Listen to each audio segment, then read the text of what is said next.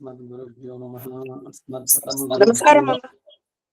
अस्मत्सर्वगुरुभ्यो नमः श्रीमते रामानुजाय नमः हिमान् वेङ्कटनाथार्यः कवितार्किककेसरी वेदान्ताचार्यवर्गो मे सन्निधत्तां सदा हृदि गुरुभ्यः तद्गुरुभ्यश्च नमो भागमदीमहे वणीमहे च तत्राद्यो दम्पती जगदाम्पति स्वशेषभूतेन मया स्वीयैः सर्वपरिचितैः वेदातं प्रीतमात्मानं श्रीमान् प्रकृते स्वयं शुक्लाम्बरधरं विष्णुं शशिवर्णं चतुर्भुजं प्रसन्नवदनं ध्यायेत् सर्वविघ्नोपशान्त्यै यस्य द्विरदवक्त्राद्याः पारिषद्याः परश्चतं विघ्नन्ति सततं विश्वक्सेनं तमाश्रये ज्ञानानन्दमयं देवं निर्मलं स्फटिकाकृतिम् आधारं सर्वविद्यानां हयग्रीवमुपास्महे व्यासं वसिष्ठनप्तारं शक्तेः पौत्रमकल्मषं पराशरात्मजं वन्दे शुकदातं तपोनिधिम् व्यासाय विष्णुरूपाय व्यासरूपाय विष्णवे नमो वै ब्रह्मनिधये वासिष्ठाय नमो नमः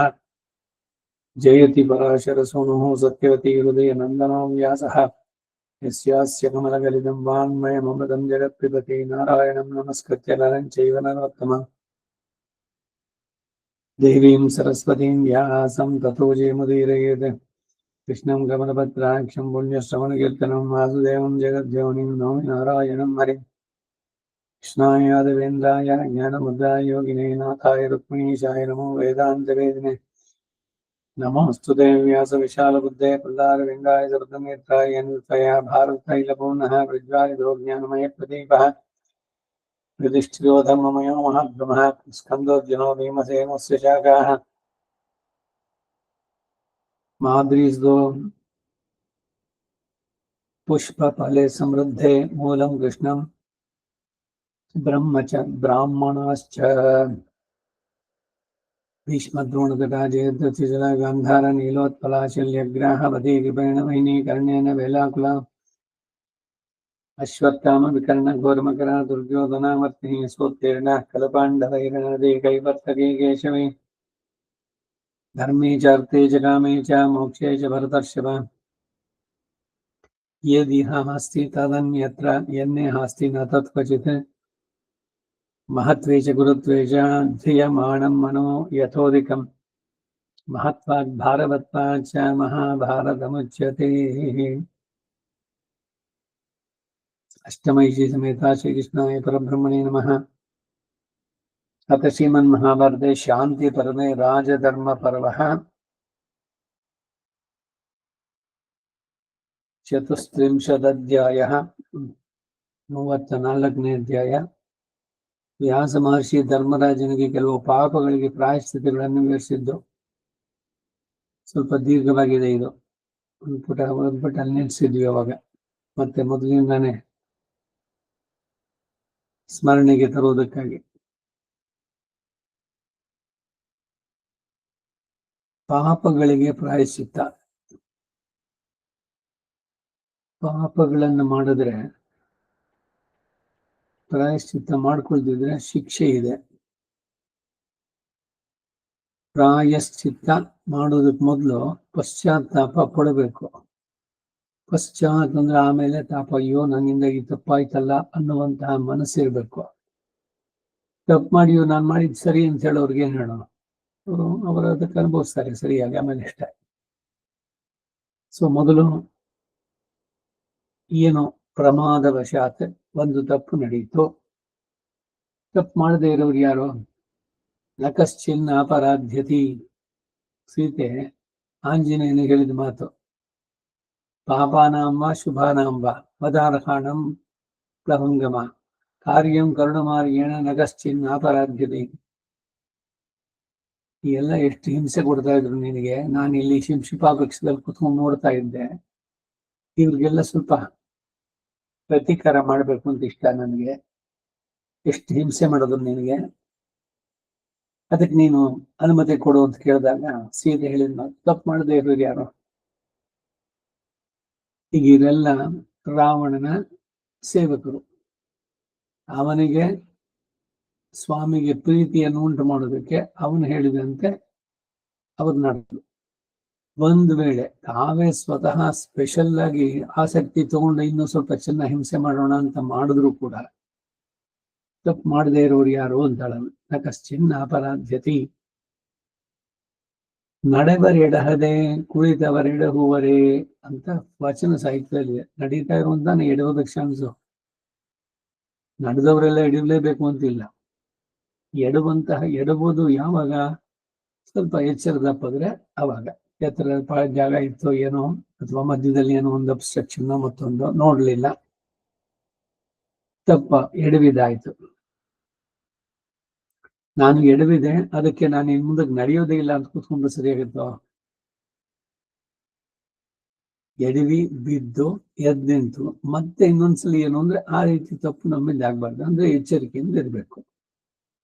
ಹಾಗೆ ತಪ್ಪುಗಳು ಪ್ರಮಾದವಶಾತ್ ನಡೆದದ್ದು ಅಥವಾ ಇಂಟೆನ್ಷನಲ್ಲೋ, ಜ್ಞಾತ ಗೊತ್ತೋ ಗೊತ್ತಿಲ್ಲದೆಯೋ ನಡೆಯುವಂತ ತಪ್ಪುಗಳು. ಗೊತ್ತಿಲ್ಲದೆ ನಡೆದ ತಪ್ಪಿಗೆ ಅದು ತಿಳಿದಿದ ತಕ್ಷಣ ಅದಕ್ಕೆ ಅಯ್ಯೋ ನನ್ನಿಂದ ಈ ತಪ್ಪಾಯ್ತಲ್ಲ ಅಂತ ಪಶ್ಚಾತ್ತಾಪ, ಅಂದ್ರೆ ಆಗ್ಬಾರ್ದಾಗಿತ್ತು ಆಯ್ತಲ್ಲ ಅನ್ನುವಂತಹ ಮನೋಭೂಮಿಕೆ. ಅದಕ್ಕೆ ಪ್ರಾಯಶ್ಚಿತ್ತ ವಿಧಿಗಳು. ಪ್ರಾಯಶ್ಚಿತ್ತವನ್ನ ಮಾಡಿಕೊಂಡ್ರೆ ಆ ತಪ್ಪಿಗೆ ಪರಿಹಾರ ಕಂಡುಕೊಂಡಂತೆ. ಮಾಡದೆ ಇದ್ರೆ ಶಿಕ್ಷೆ ಉಂಟು. ಎಲ್ಲ ಶಾಸ್ತ್ರವನ್ನೇ ಅಡ್ಡಾದಿಡ್ಡಿ ಎಳೆದ್ಬಿಟ್ಟು ரொம்ப தெரிஞ்சுಕೊಂಡಾಗ ಎಲ್ಲ ದೋಷವು, ತೆರೀರದೆಯಿಂದ ದೋಷವಿಲ್ಲ. ನಿಮ್ಗೆ ಗೊತ್ತಿಲ್ಲ ಅಂತ ನೀವು ಬೆಂಕಿನಲ್ಲಿ ಕೈ ಇಡಿ, ಹೇಳಿ ನೀವು ನನ್ಗೆ ಖಂಡಿತ ಗೊತ್ತಿಲ್ಲ, ಬೆಂಕಿ ಸುಡುತ್ತೆ ಅಂತ. ಈ ಸುಡಬಾರ್ದು ಅಂತಂದ್ರೆ ಆಗತ್ತೇನೋ? ಹಾಗೆ ಏನು ಕೈಮೋ ತೆರಿವಿಲ್ಲ ವಾಚಲ್ಲಿ ಊಟೆ ಅಂತಂದ್ಬಿಟ್ಟಂದ್ರೆ ಪ್ರಜ್ಞೆ ಇಲ್ವಾ? ಗೊತ್ತಾಗ್ಲಿಲ್ಲ ಅಂತ ಮತ್ತೆ ಏನೇನೋ ಮಾತಾಡೋದು ಗೊತ್ತಾಯ್ತಾ? ತಪ್ಪು ಆಗ್ಬಾರ್ದು. ಯಾರಲ್ಲಿ ಆ ತಪ್ಪಾಯ್ತೋ ಅವರಲ್ಲಿ ಕ್ಷಮಾಪಣೆಯನ್ನು ಕೇಳಬೇಕು. ಅಂಬರೀಷನಲ್ಲಿ ದೂರ್ವಾಸ ಮಾಡಿದಾಗ ಭಾಗವತ ಅಪಚಾರವನ್ನು ನಡೆಸಿದ್ದು. ಆ ಸುದರ್ಶನ ಭಕ್ತನ ರಕ್ಷಣೆಗಾಗಿ ಹೊರಟಿದ್ದು. ಇವರು ಎಲ್ಲ ಲೋಕವನ್ನು ಸುತ್ಕೊಂಡು ಬಂದ್ರು. ಕಡೆಗೆ ಭಗವಂತನ ಕೇಳಿದ್ರೆ ನಂದೇನೆ ಸುದರ್ಶನ, ಅದನ್ನ ನನ್ನ ಮಾತು ಇವಾಗ ಕೇಳೋಲ್ಲ ಅವನು. ನೀನ್ ಯಾರಲ್ಲಿ ತಪ್ಪು ಮಾಡಿದ್ಯೋ ಅವರಲ್ಲೇ ಕ್ಷಮಾಪಣೆ ಕೇಳು ಅಂತ. ಪ್ರಾಯಶ್ಚಿತ್ತದಿಂದ ಆತ್ಮಕ್ಕೆ ಶರೀರಕ್ಕೆ ಎರಡಕ್ಕೂ ಕೂಡ ಶುದ್ಧಿ ಉಂಟಾಗತ್ತೆ. ಇದು ಪ್ರಾಯಶ್ಚಿತ್ತಗಳ ಬಗ್ಗೆ. ತಪ್ಪು ಮಾಡಿಬಿಟ್ಟು ಅದಕ್ಕೆ ಪ್ರಾಯಶ್ಚಿತ್ತ ಮಾಡಿ ಪುನಃ ಅದೇ ತಪ್ಪನ್ನು ಮಾಡಿದ್ರೆ ಅದು ಅರ್ಥವೇ ಇಲ್ಲ. ಅದಕ್ಕೆ ಗಾದೆ ಇರೋದು, ಈರುಳು ಕಂಡ ಬಾವಿಯಲ್ಲಿ ಹಗಲು ಹೋಗಿ ಬಿದ್ದ ಅಂತ. ಏನ್ ಈರುಳು ಕಂಡ ಬಾವಿಯಲ್ಲಿ ಅಂದ್ರೆ ಸಾಯಂಕಾಲ ಹೋಗ್ತಾ ಇದ್ದಾನೆ ಕಾಡಿ ದಾರಿನಲ್ಲಿ, ಅಲ್ಲೊಂದು ನೆಲ ಬಾವಿ ಇದೆ. ಓಹೋ ಇಲ್ಲಿ ಬಾವಿ ಇದೆ, ಎಚ್ಚರವಾಗಿರ್ಬೇಕು. ನೆಲದ ಬಾವಿ ಅಂದ್ರೆ ನೆಲದ ಮಟ್ಟಕ್ಕೆ ಇರೋದು, ಏನೋ ಹಳ್ಳ ಅಂತ ಬಿಡ್ಬಿದ್ರೆ ಒಳಗಡೆ ಗಡಾರ್ ಅಂತ ಹೋಗ್ಬಾರ್ದು. ಅದನ್ನ ನೋಡಿದ್ದಾನೆ, ಅಲ್ಲಿ ಗುರುತಿಸಿದ್ದಾನೆ. ಮಾನ್ ದಿವಸ ಮತ್ತೆ ಅದೇ ದಾರಿನಲ್ಲಿ ಬರ್ಬೇಕಾದ್ರೆ ಬೆಳಗ್ಗೆ 12 ಗಂಟೆ ಮೇಲೆ ಅವನು ಇದರಲ್ಲಿ ಬಾವಿ ಒಳಗೆ ಬಿದ್ರೆ ಅವನು ಬುದ್ಧಿ ಅಂತ ಕರಿತೀವೇನೋ, ವಿವೇಕಿ ಅಂತ ಹೇಳೋದಕ್ಕಾಗತ್ತೇನೋ ಅವನನ್ನ? ಹಾಗೆ ತಪ್ಪು ಮಾಡಿಬಿಟ್ಟು ಅದರಿಂದ ಪ್ರಾಯಶ್ಚಿತ್ತ ಮಾಡಿ ಪುನಃ ಆ ತಪ್ಪನ್ನು ನಾವು ನಡೆಸಬಾರ್ದು. ಇಂಗ್ಲಿಷ್ನಲ್ಲಿ there is no point in committing a mistake if you cannot correct yourself from that ಅಂತ. ಮನುಷ್ಯ ವಿವೇಕಿಯಾಗ್ತಾನೆ ತಪ್ಪುಗಳಿಂದ ತಿಳಿದು ಜೀವನದಲ್ಲಿ ಅದನ್ನು ಸರಿಪಡಿಸಿಕೊಂಡು ಮುಂದಕ್ಕೆ ಹೋಗೋದಿದೆಯಲ್ಲ, ಅದು ಉತ್ತಮರ ಲಕ್ಷಣ. ಎಲ್ಲರೂ ಎಲ್ಲವನ್ನೂ ಮೊದಲೇ ಕಲ್ತಿರೋಲ್ವಲ್ಲ. ಅದಕ್ಕಾಗಿ ಹಿರಿಯರು, ಹಿತೈಷಿಗಳು ಇವರುಗಳ ಒಂದು ಮಾತು, ಆ ಸಲಹೆ, ಅದನ್ನ ತಮ್ಮದಾಗಿ ಅವರ ಅನುಭವವನ್ನ ತಮ್ಮದಾಗಿಸ್ಕೊಂಡು ಮಾಡಿದ್ರೆ ಅವನು ಬುದ್ಧಿಶಾಲಿ ಆಗ್ತಾನೆ. ಈಗಿನ ಯಂಗರ್ ಜನರೇಷನ್ ಅಲ್ಲಿ ಯಾರನ್ನೇನು ಕೇಳೋದು, ಯಾತ ಕೇಳ್ಬೇಕು? ಗೂಗಲ್ ನಲ್ಲಿ ಇದೆ, ಎಲ್ಲ ಗೂಗಲ್ ನಲ್ಲಿ ಸಿಗುತ್ತಾ? ಹಿರಿಯರು ಅವರನ್ನ ಮಾಡುವಂತಹದ್ದು ಸಿಕ್ಕಿಲ್ಲ, ಏನನ್ನು ಕೇಳೋಲ್ಲ ಅಂದ್ರೆ ಅನುಭವಿಸ್ತಾರೆ ಅಷ್ಟೇ. ಯಾವುದೋ ಒಂದು ಹೊಸದಾಗಿ ಬಂದಿರೋ ಏನೋ ಮಾಡರ್ನ್ ಗ್ಯಾಡ್ಗೆಟ್ಸ್, ಅದ್ರಲ್ಲೊಂದು ಮ್ಯಾನ್ಯುವಲ್ ಇದೆ, ಅದ್ರಲ್ಲಿ ಬರೀತಾನೆ, thanks for purchasing this, please go through this manual clearly ಎಲ್ಲದನ್ನು ನೋಡ್ಕೊಂಡು ಆಮೇಲೆ ನೀನು ಆಪರೇಟ್ ಮಾಡೋದಿದೆ. ಸೀದಾ ತಂದ್ಬಿಡೋದು ಡೈರೆಕ್ಟ್ ಆಗಿ ನಾನೇ ನೋಡ್ತೀನಿ ಅಂತ ಹೇಳ್ಬಿಟ್ಟು ಪ್ಲಗ್ ಸ್ವಿಚ್ ಆನ್ ಹಾಕೋದು, ಅದು ಸುಟ್ಟೋಯ್ತು. ಅದ್ರಲ್ಲಿ ಏನೋ ಇನ್ಸ್ಟ್ರಕ್ಷನ್ ಇದೆ, ಏನ್ ವೋಲ್ಟ್ಸ್ ಇದೆ, ಎಷ್ಟಿದ್ರದಕ್ಕೆ ಅಂತ. ಯಾಕೆ ಓದ್ಬೇಕದ್ನ ಅನ್ನೋ ಆಟಿಟ್ಯೂಡ್ ಆದ್ರೆ ಏನು ಕಳ್ಕೊಳ್ತೀರಿ, ಇನ್ನೊಂದಷ್ಟು ಖರ್ಚು ಎಲ್ಲ. ಅದೇ ವಿವೇಕಿಯಾದವನು ಸರಿಯಾಗಿ ಹೇಗೆ ಅದನ್ನು ಆಪರೇಟ್ ಮಾಡಬೇಕು ಎಲ್ಲವನ್ನು ತಿಳ್ಕೊಂಡು ನಡೆಸಬೇಕು. ಆ ರೀತಿನಲ್ಲಿ ಬಾಳಿನಲ್ಲಿನೇ ಇವೆಲ್ಲ. ಅದಕ್ಕಾಗಿ ಹಿರಿಯರು ಮಾತನ್ನ ಒಂದು ಕೇಳಿ, ಅವರ ಸಲಹೆಯನ್ನು ಕೇಳಿ ಇನ್ನೊಂದಕ್ಕೆ. ಯಾಕೆಂದ್ರೆ ಅವರು ಮಾಡಿರ್ತಾರೆ. ಹಿಂದೇನೋ ಒಂದ್ಸಲಿ ಉದಾಹರಣೆ ಹೇಳಿದ್ದಾನೆ. ಈಗೇನೋ ಸುಮ್ಮನೆ ಪ್ಲಗ್ ಇದೆ, ಸುಮ್ಮನೆ ಕೂತಿರ್ಲಾರ್ದೆ ಅದನ್ನ ಕೈ ಇಟ್ಟು ಏನಾಗತ್ತೆ ನೋಡೋಣ ಅಂತ ಪ್ಲಗ್ಗಳು ಕೈ ಇಟ್ಟು ಶಾಕ್ ಹೊಡಿತು. ಆಮೇಲೆ ದೊಡ್ಡವನಾದ್ಮೇಲೆ ಮಗ ಬಂದ, ನೋಡುವ ಪ್ಲಗ್ಗಳು ಕೈ ಇಡ್ಬೇಡ, ಶಾಕ್ ಬಿಡೋದ್ರೆ ಇದಾಗುತ್ತೆ ಅಂತ. ಅದು ನಿನ್ನ ಅನುಭವ, ನನಗಾಗಿಲ್ವಲ್ಲ, ಸರಿ ನೀನು ಬಿಟ್ಟು ನೋಡ್ಕೊ ಹಾಗಾದ್ರೆ ಅಂತ. ಈ ತರದಲ್ಲಿ ಆಗುವಂತದ್ದು. ಹೇ ಧರ್ಮರಾಜ, ಪಾಪ ಮಾಡಿದ ಮನುಷ್ಯನ ಚಾಂದ್ರಾಯಣಾದಿ ವ್ರತಗಳಿಂದ, ಯಾಗಾದಿ ಕರ್ಮಗಳಿಂದ, ಗೋದಾನಾದಿ ದಾನಗಳಿಂದಲೂ ಪಾಪದಿಂದ ವಿಮುಕ್ತನಾಗ್ತಾನೆ. ದಾನಗಳಿಂದ ಜಪ ಹೋಮ ಇದೆಲ್ಲ. ಪ್ರಾಯಶ್ಚಿತ್ತಾನಿ ಅಶೇಷಾಣಿ ತಪಃ ಕರ್ಮಾತ್ಮಕಾನಿ ವೈ ಯಾನಿ ತೇಷಾಂ ಅಶೇಷಾಣಾಂ ಶ್ರೀಕೃಷ್ಣಾನುಸ್ಮರಣಂ ಪರಂ. ಈಗ ಒಂದು ತಪ್ಪುಗೋ ಒಂದು ಇದಕ್ಕೋ ಪ್ರಾಯಶ್ಚಿತ್ತಗಳು ಬೇಕಾದಷ್ಟಿದೆ. ಪ್ರಾಯಶ್ಚಿತ್ತಾನಿ ಅಶೇಷಾನಿ ತಪಃ ಕರ್ಮಾತ್ಮಕಾನಿ ವೈ. ಗಾಯತ್ರಿ 108 ಮಾಡಿದ್ರೆ ಅದರಿಂದ ಪರಿಹಾರ. ಜಪ ಹೋಮ ದಾನ ಇವುಗಳಿಂದ. ಅವೆಲ್ಲದಕ್ಕಿಂತ ಶ್ರೀಕೃಷ್ಣ ಅನುಸ್ಮರಣಂ ಪರಂ ಅಂತ. ಈ ಅಗ್ನಿಯನ್ನ ಮಾಡಿದ್ದಾಗ ಯಾವ ವಿಧಿ ವಿಧಾನ ಇದೆಯೋ ಆ ರೀತಿ. ಒಂದು ವೇಳೆ ಅಲ್ಲಿ ಏನಾದರೂ ತಪ್ಪು ನಡೆದಿದ್ರೆ ಮೊದಲನೇ ಪ್ರಾಯಶ್ಚಿತ್ತ ಹೋಮಗಳು ಆಗೋಗಿದೆ, ಅನಾಜ್ಞಾತಾದಿ ಅಂತಂದ್ಬಿಟ್ಟೆಲ್ಲ ಎಲ್ಲ ಆಗಿಯೂ ಕಡೆನಲ್ಲಿ ಅಗ್ನಿ ಉಪಸ್ಥಾನದಲ್ಲಿ ಇದನ್ನು ಹೇಳಿ ಮಂತ್ರಹೀನಂ ಕ್ರಿಯಾಹೀನಂ ಭಕ್ತಿಹೀನಂ ದ್ವಿಜೋತ್ತಮ. ಏನೇನು ಲೋಪ ದೋಷಗಳಾಗಿದ್ರು ಕೂಡ ಅದನ್ನೆಲ್ಲ ನೀನು ಯಥಾಶಾಸ್ತ್ರ ಅನುಷ್ಠಿತಂ ಹಾಗೆ ನೀನು ಮಾಡುವಂತವನನ್ನು ಪ್ರಾರ್ಥನೆ ಮಾಡಿ ಆಮೇಲೆ ಹೇಳುವಂತಹದ್ದು ಇದು ಪ್ರಾಯಶ್ಚಿತ್ತಾನಿ ಅಶೇಷಾಣಿ ಹೇಳಿ ನಮಸ್ಕಾರ ಮಾಡುವಂಥದ್ದು. ಬ್ರಹ್ಮಹತ್ಯೆ ಮಾಡಿದವನು ಮನಃಕಾಲುಷ್ಯವನ್ನು ಬಿಟ್ಟು ಸದಾ ಬ್ರಹ್ಮಚಾರಿಯಾಗಿ ತನಗೆ ಬೇಕಾದ ಕಾರ್ಯಗಳನ್ನು ತಾನೇ ಮಾಡಿಕೊಳ್ಳುತ್ತಾ ಯಾವಾಗಲೂ ಎಚ್ಚರಿಕೆಯಿಂದಿದ್ದು ತಾನು ಮಾಡಿದ ಪಾಪವನ್ನು ಲೋಕಕ್ಕೆ ತಿಳಿಸುತ್ತಾ ಮಾಡುವವರ ಪಾಪ ಆಡುವವರ ಬಾಯಲ್ಲಿ ಅಂತ ಒಂದು ಗಾದೆ. ಗಾದೆಗಳು ಸುಂದರವಾಗಿದೆ ಒಂದೊಂದು. ಒಬ್ಬ ರಾಜ ಇದ್ದ, ಅವನಲ್ಲಿ ಒಬ್ಬ ಸಿದ್ಧ ಪುರುಷ ಬಂದ. ರಾಜ, ನೀನು ಪಾಪ ಸಂಚಯ ಬಹಳಷ್ಟು ಮಾಡ್ಕೊಂಡಿದೀಯಾ ನಿನ್ನ ಜೀವನದಲ್ಲಿ ಅಂತ. ಅವನು ಕೇಳ್ದ, ಏನದು ಪರಿಹಾರ ಅಂತ. ಒಂದು ಕೆಲಸ ಮಾಡು, ಗುಟ್ಟಾಗಿ ನೀನು ಮಂತ್ರಿಗೆ ಹೇಳು ನಾನೊಂದಷ್ಟು ಇದನ್ನ ಮಾಡಿದ್ದೆ ಅಂತ ಅಂದ್ಬಿಟ್ಟು ಗುಸು ಒಂದಿದ್ದು. ಅದು ಸರಿ ಶುರುವಾಯ್ತು ಎಲ್ಲ ಕಡೆ. ಏನೋ ಗುಟ್ಟಾಗಿ ಏನೋ ಹೇಳುದಲ್ಲ ಅಂತ ಅಂದ್ಬಿಟ್ಟು ಅದು ಎಲ್ಲ ಜನಗಳ ಬಾಯಲ್ಲಿ, ನಮ್ಮ ರಾಜ ತುಂಬಾ ದೊಡ್ಡ ಅಪರಾಧ ಮಾಡ್ಬಿಟ್ಟಿದ್ನಂತೆ ಅಂತ ಎಲ್ಲರ ಬಾಯಿನಲ್ಲಿ ಬಂದು ಈ ರಾಜನ ಪಾಪನ ಅವರೆಲ್ಲ ತಗೊಂಡ್ರು. ರಾಜನ ಪಾಪ ಕಡಿಮೆ ಆಯಿತು ಅಂತ. ಹಾಗಾಗಿ ಅದಕ್ಕೆ ಇನ್ನೊಬ್ಬರ ದೋಷವನ್ನ ಎತ್ತಿ ಆಡೋದಕ್ಕೆ ಹೋಗ್ಬೇಡಿ ಅಂತ ಹೇಳೋದು. ಸರ್ವೇ ದೇವಾಹ ಬ್ರಾಹ್ಮಣೇ ವಸಂತಿ ತಸ್ಮಾತ್ ಬ್ರಾಹ್ಮಣೇಭ್ಯೋ ವೇದ ವಿದ್ಯೋ ದಿವೇ ದಿವೇ ನಮಸ್ಕುರ್ಯಾತೆ ನಾಶ್ಲೀಲಂ ಕೀರ್ತಯೇತ್. ವೇದವನ್ನು ತಿಳಿದ ಬ್ರಾಹ್ಮಣ ಅವನೇನು ತಪ್ಪು ಮಾಡಿ ಇರ್ಬೋದು, ಇಲ್ಲ ಅಂತಿಲ್ಲ. ಅದನ್ನು ನೀವು ಎತ್ತಿ ಆಡೋದು ಬೇಡ. ನಾಶ್ಲೀಲಂ ಕೀರ್ತಯೇತ್ ಅಂತ ಇರೋದು. ಕಂಡಾಗ್ಲೆಲ್ಲ ಅವನಿಗೆ ನಮಸ್ಕಾರ ಮಾಡು. ಬೆಳಗ್ಗೆ ಸಿಕ್ಕಿದ್ರು ನಮಸ್ಕಾರ ಮಾಡಿದೆ ನಾನು, ಇನ್ನೊಂದು ಮಧ್ಯಾಹ್ನ ಸಾಯಂಕಾಲ ಇನ್ಯಾವಾಗ ನೋಡಿದ್ದು. ಹಾಗಲ್ಲ, ಕಂಡಾಗ್ಲೆಲ್ಲ ಮತ್ತೆ ನಮಸ್ಕಾರ ಮಾಡುವಂತ. ದಿವೇ ನಮಸ್ಕುರ್ಯಾತೆ ನಾಶ್ಲೀಲಂ ಕೀರ್ತಯತೆ. ವೇದದಲ್ಲೇ ಈ ಸಂದೇಶ. ಯಾಕೆಂದ್ರೆ ತಪ್ಪು ಮಾಡದೇ ಇರುವರು ಯಾರು?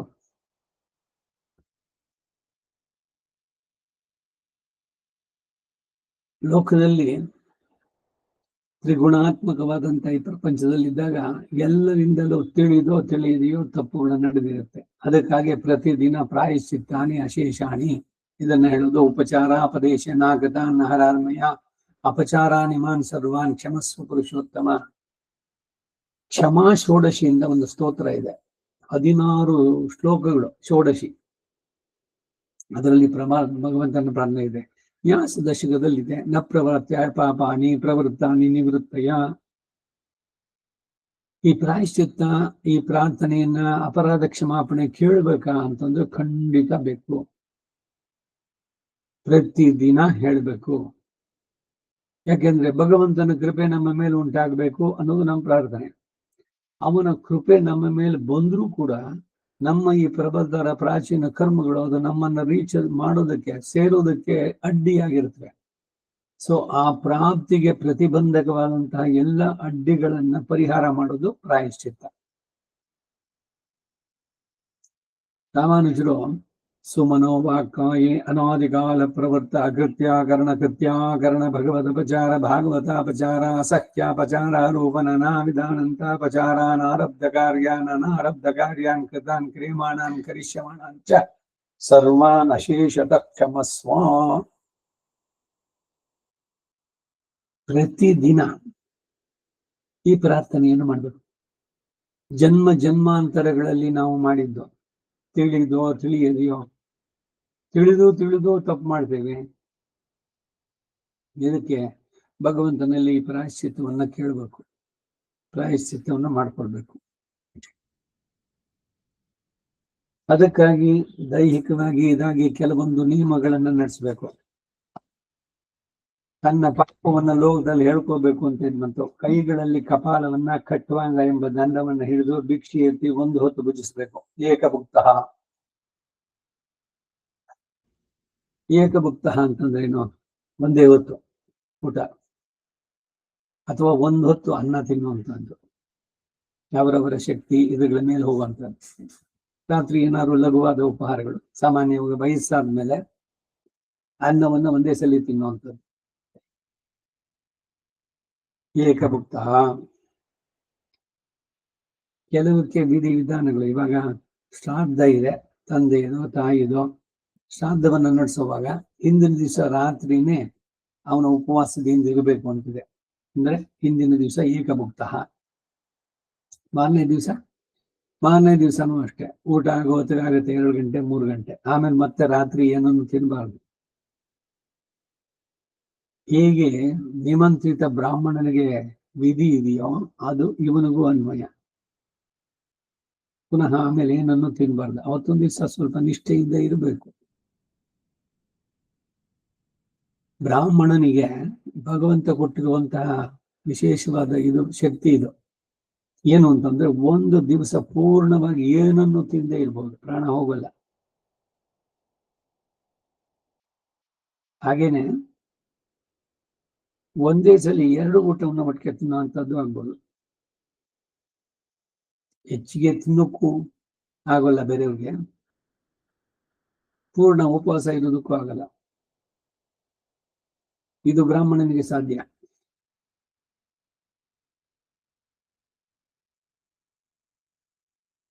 ನೆಲದ ಮೇಲೆ ಮಲಗಬೇಕು.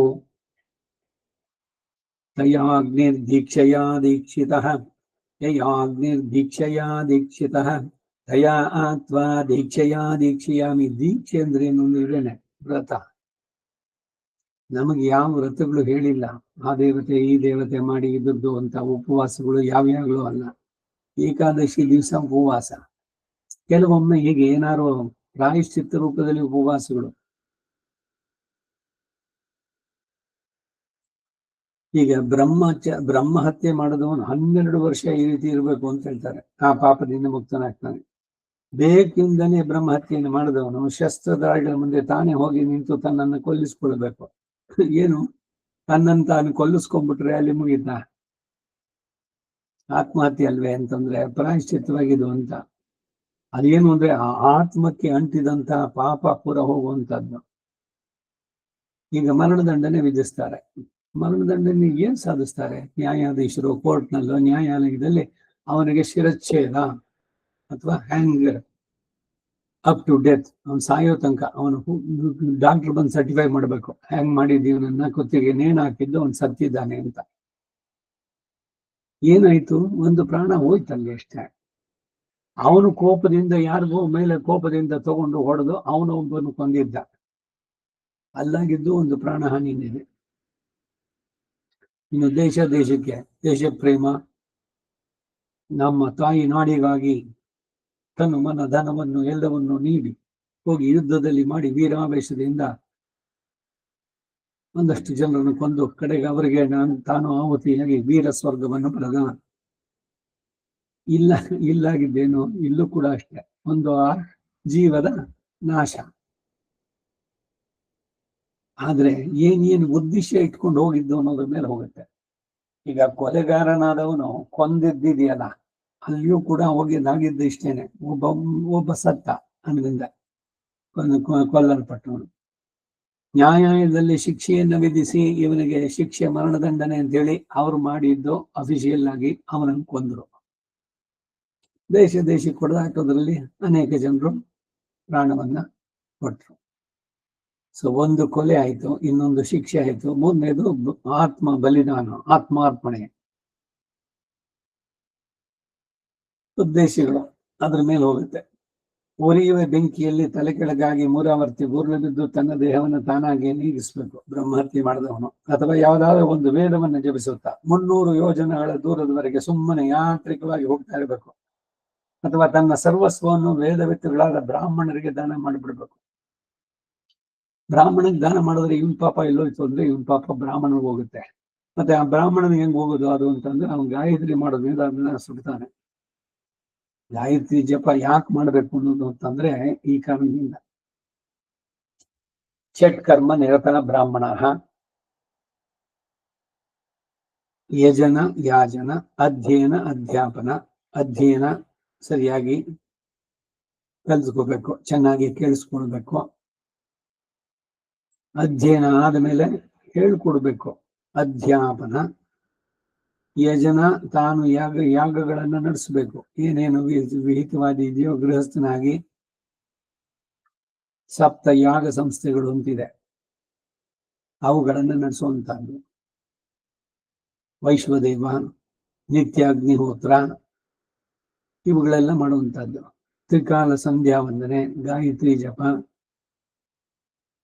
ಒಂದು ಯಜ್ಞವನ್ನು ಯಾಗವನ್ನು ಮಾಡಿದಾಗ ಬಂದು ಅದರಲ್ಲಿ ಏನಾದ್ರೂ ಗೊತ್ತಿಲ್ಲದೆ ನನ್ನಿಂದ ದೋಷ ಆಗಿದ್ರೆ ಅಂತೇಳಿ ಅದು ಪರಿಹಾರಕ್ಕೆ 108,000 ಗಾಯತ್ರಿಯನ್ನು ಮಾಡೋದು. ದಾನವನ್ನು ಸ್ವೀಕಾರ ಮಾಡಿದಾಗ ಗಾಯತ್ರಿ ಮಾಡ್ಬೇಕಾದ್ದು. ಇದೆಲ್ಲ ಅವನನ್ನು ಶುದ್ಧವಾಗಿ ಇಡುತ್ತೆ. ಈ ದೋಷಗಳಿಂದ ಪಾಪಗಳಿಂದ ಬಿಡುಗಡೆ, ಅದಕ್ಕಾಗಿ ಮಾಡಬೇಕು.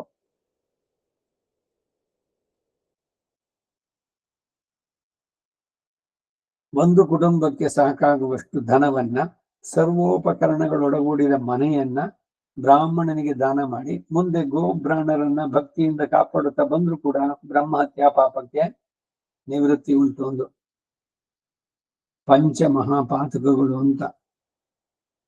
ಸುಳ್ಳು ಹೇಳೋದು ಒಂದು, ಅದರಲ್ಲಿ ಚಿನ್ನವನ್ನು ಕದಿಯೋದು, ಇನ್ನೊಬ್ಬರಿಗೆ ಸೇರಿದ ಚಿನ್ನ ತಗೊಳ್ಳೋದು, ಬ್ರಹ್ಮಹತ್ಯೆ, ಬ್ರಾಹ್ಮಣನನ್ನು ಕೊಂದಿದ್ದು, ಬ್ರಹ್ಮವಿತ್ತಾಗಮನನ್ನ, ಗುರುಪತ್ನಿ ಗಮನ, ಇವೆಲ್ಲ ಕೂಡ ಪಂಚ ಮಹಾಪಾತಕಗಳು. ಇವೆಲ್ಲ ಬ್ರಹ್ಮಹತ್ಯ ಇದಕ್ಕೆ ಸಮನಾದದ್ದು. 6-7 ವರ್ಷ ಕಾಲದವರೆಗೆ ಎಡೆಬಿಡದೆ ಕೃಚ್ಛ್ರ ಎಂಬ ವ್ರತವನ್ನ ನಡೆಸಿದ್ರು ಬ್ರಹ್ಮಹತ್ಯಾ ಪಾಪಕ್ಕೆ ನಿವೃತ್ತಿ ಉಂಟಾಗುತ್ತೆ. ಕೃಚ್ಛ್ರ, ಪ್ರಾಜಾಪತ್ಯ ಕೃಚ್ಛ್ರಂ. ಪ್ರತಿದಿನ ಅಗ್ನಿ ಸಂಧಾನ ಮಾಡದೇ ಇದ್ದಿದ್ದಕ್ಕೆ ಪ್ರಾಯಶ್ಚಿತ್ತವಾಗಿ ಪ್ರಾಜಾಪತ್ಯ ಕೃಚ್ಛ ಪ್ರತಿನಿಧಿ ಯತ್ಕಿಂಚದ ಹಿರಣ್ಯದಾನಂ ಗರಿಷ್ಯೆ ಹಿರಣ್ಯ ಗರ್ಭಗರ್ಭಸ್ಥಂ ಹೇಮ ಬೀಜಂ ವಿಭಾವಸೋಹೋ ಅನಂತ ಪುಣ್ಯ ಫಲದಂ ಅದ ಶಾಂತಿಂ ಪ್ರಯಚ್ಛಮೇ. ಇದಂ ಅನೇಕ ಕಾಲ ಸಾಯಂಕಾಲ ಬೆಳಗ್ಗೆ 2 ಹೊತ್ತುವೆ ಮಾಡದೇ ಇದ್ದಕ್ಕೆ, ಅದನ್ನ ಉಪಾಸನೆ ಮಾಡದೇ ಇದ್ದಿದ್ದಕ್ಕೆ ಪ್ರಾಯಶ್ಚಿತ್ತ. ಒಂದಷ್ಟು ಹಣವನ್ನ ನಾನಾಗೋತ್ರೇಭ್ಯ ಶ್ರೀ ವೈಷ್ಣವೇಭ್ಯ ತೇಭ್ಯಸ್ತೇಭ್ಯ ಸಂಪ್ರದದೆ ನಮಃ ನಮಃ. ಪ್ರಾಜಾಪತ್ಯ ಕೃಚ್ಛ್ರ. ಸಂಧ್ಯಾ ವಂದನೆ 3 ಹೊತ್ತು ಬಿಟ್ರೆ ಕೃಚ್ಛ್ರ ಚಾಂದ್ರಾಯಣ ಅಂತ ನಡೆಸ್ಬೇಕು ಅಂತ. ಏನು ಕೃಚ್ಛ ಅಂದ್ರೆ ಕೃಚ್ಛ ವ್ರತಕ್ಕೆ ಅನುಸಾರವಾಗಿ ಬಿಡಿಸುತ್ತ ಅಂದ್ರೆ 3 ದಿನ ಬೆಳಗ್ಗೆ ಊಟ, ಇನ್ 3 ದಿವಸ ಇದು ಸಾಯಂಕಾಲದಲ್ಲಿ ಏನು ಇಲ್ಲ, ಬರೀ ಬೆಳಗ್ಗೆ ಮಾತ್ರ. ಇನ್ 3 ದಿವಸ ಸಾಯಂಕಾಲ ಅಂದ್ರೆ ರಾತ್ರಿ ಊಟ, ಬೆಳಗ್ಗೆ ಇಲ್ಲ. ಅದರಿಂದ ಆಚೆಗೆ ಇನ್ 3 ದಿವಸ ದೈವಿಕವಾಗಿ ಏನ್ ಸಿಗುತ್ತೋ ಅದು ಮಾತ್ರ ಉಪವಾಸ, ಆಮೇಲೆ 3 ದಿನಗಳು ಉಪವಾಸ. ಹೀಗೆ 6 ವರ್ಷಗಳು ಎಡಬಿಡದೆ ಇದೇ ನಿಯಮವನ್ನು ನಡೆಸಿದ್ರೆ ಬ್ರಹ್ಮಹತ್ಯೆಯಿಂದ ಶುದ್ಧ ಆಗ್ತಾನೆ ಅಂತ. ಈ ಕೃಚ್ಛ ಚಾಂದ್ರಾಯಣ ವ್ರತವನ್ನ ಸಂಧ್ಯಾ ವಂದನೆ ಹೇಳಿದೆ. ಬ್ರಾಹ್ಮಣನಾದವನು ಸಂಧ್ಯಾವನ್ನೇ ನಡೆಸಲೇಬೇಕು. ಊಟ ಮಾಡಿ, ನೀವು ಬದುಕಿರೋ ತನಕ ಊಟ ಮಾಡಬೇಕು ಅಂತ ಯಾರು ಹೇಳ್ಬೇಕೇನೋ? ಊಟ ಮಾಡದೆ ಇರ್ತಿರೋ? ಸಾಧ್ಯವೋ? ಊಟ ಮಾಡದೆ ಹೇಗಿರೋ ಕಾಣಗೋಲ್ವೋ ಹಾಗೆ ಬೇಕಾದ್ರೆ ಊಟ ಬಿಡ್ಬೋದು, ಸಂಧ್ಯಾವನ್ನೇ ಬಿಡೋಂಗಿಲ್ಲ. ಇಷ್ಟು ಮುಖ್ಯ ಇದು. ಯಾಕೆ ಅಂದ್ರೆ ಅಷ್ಟು ಮುಖ್ಯವಾದದ್ದು ಆ ಗಾಯತ್ರಿ. ಬರೀ ಗಾಯತ್ರಿ ಹೇಳ್ಬಿಡ್ತೀನಿ ಅಂದ್ರೆ ಗಾಯತ್ರಿ ಹೇಳೋದಕ್ಕೆ ಒಂದು ಪ್ರೊಸೀಜರ್ ಇದೆ. ಅದಕ್ಕೆ ಅಂಗನ್ಯಾಸ, ಕರನ್ಯಾಸ ಇವೆಲ್ಲ ಮಾಡ್ಬೇಕು.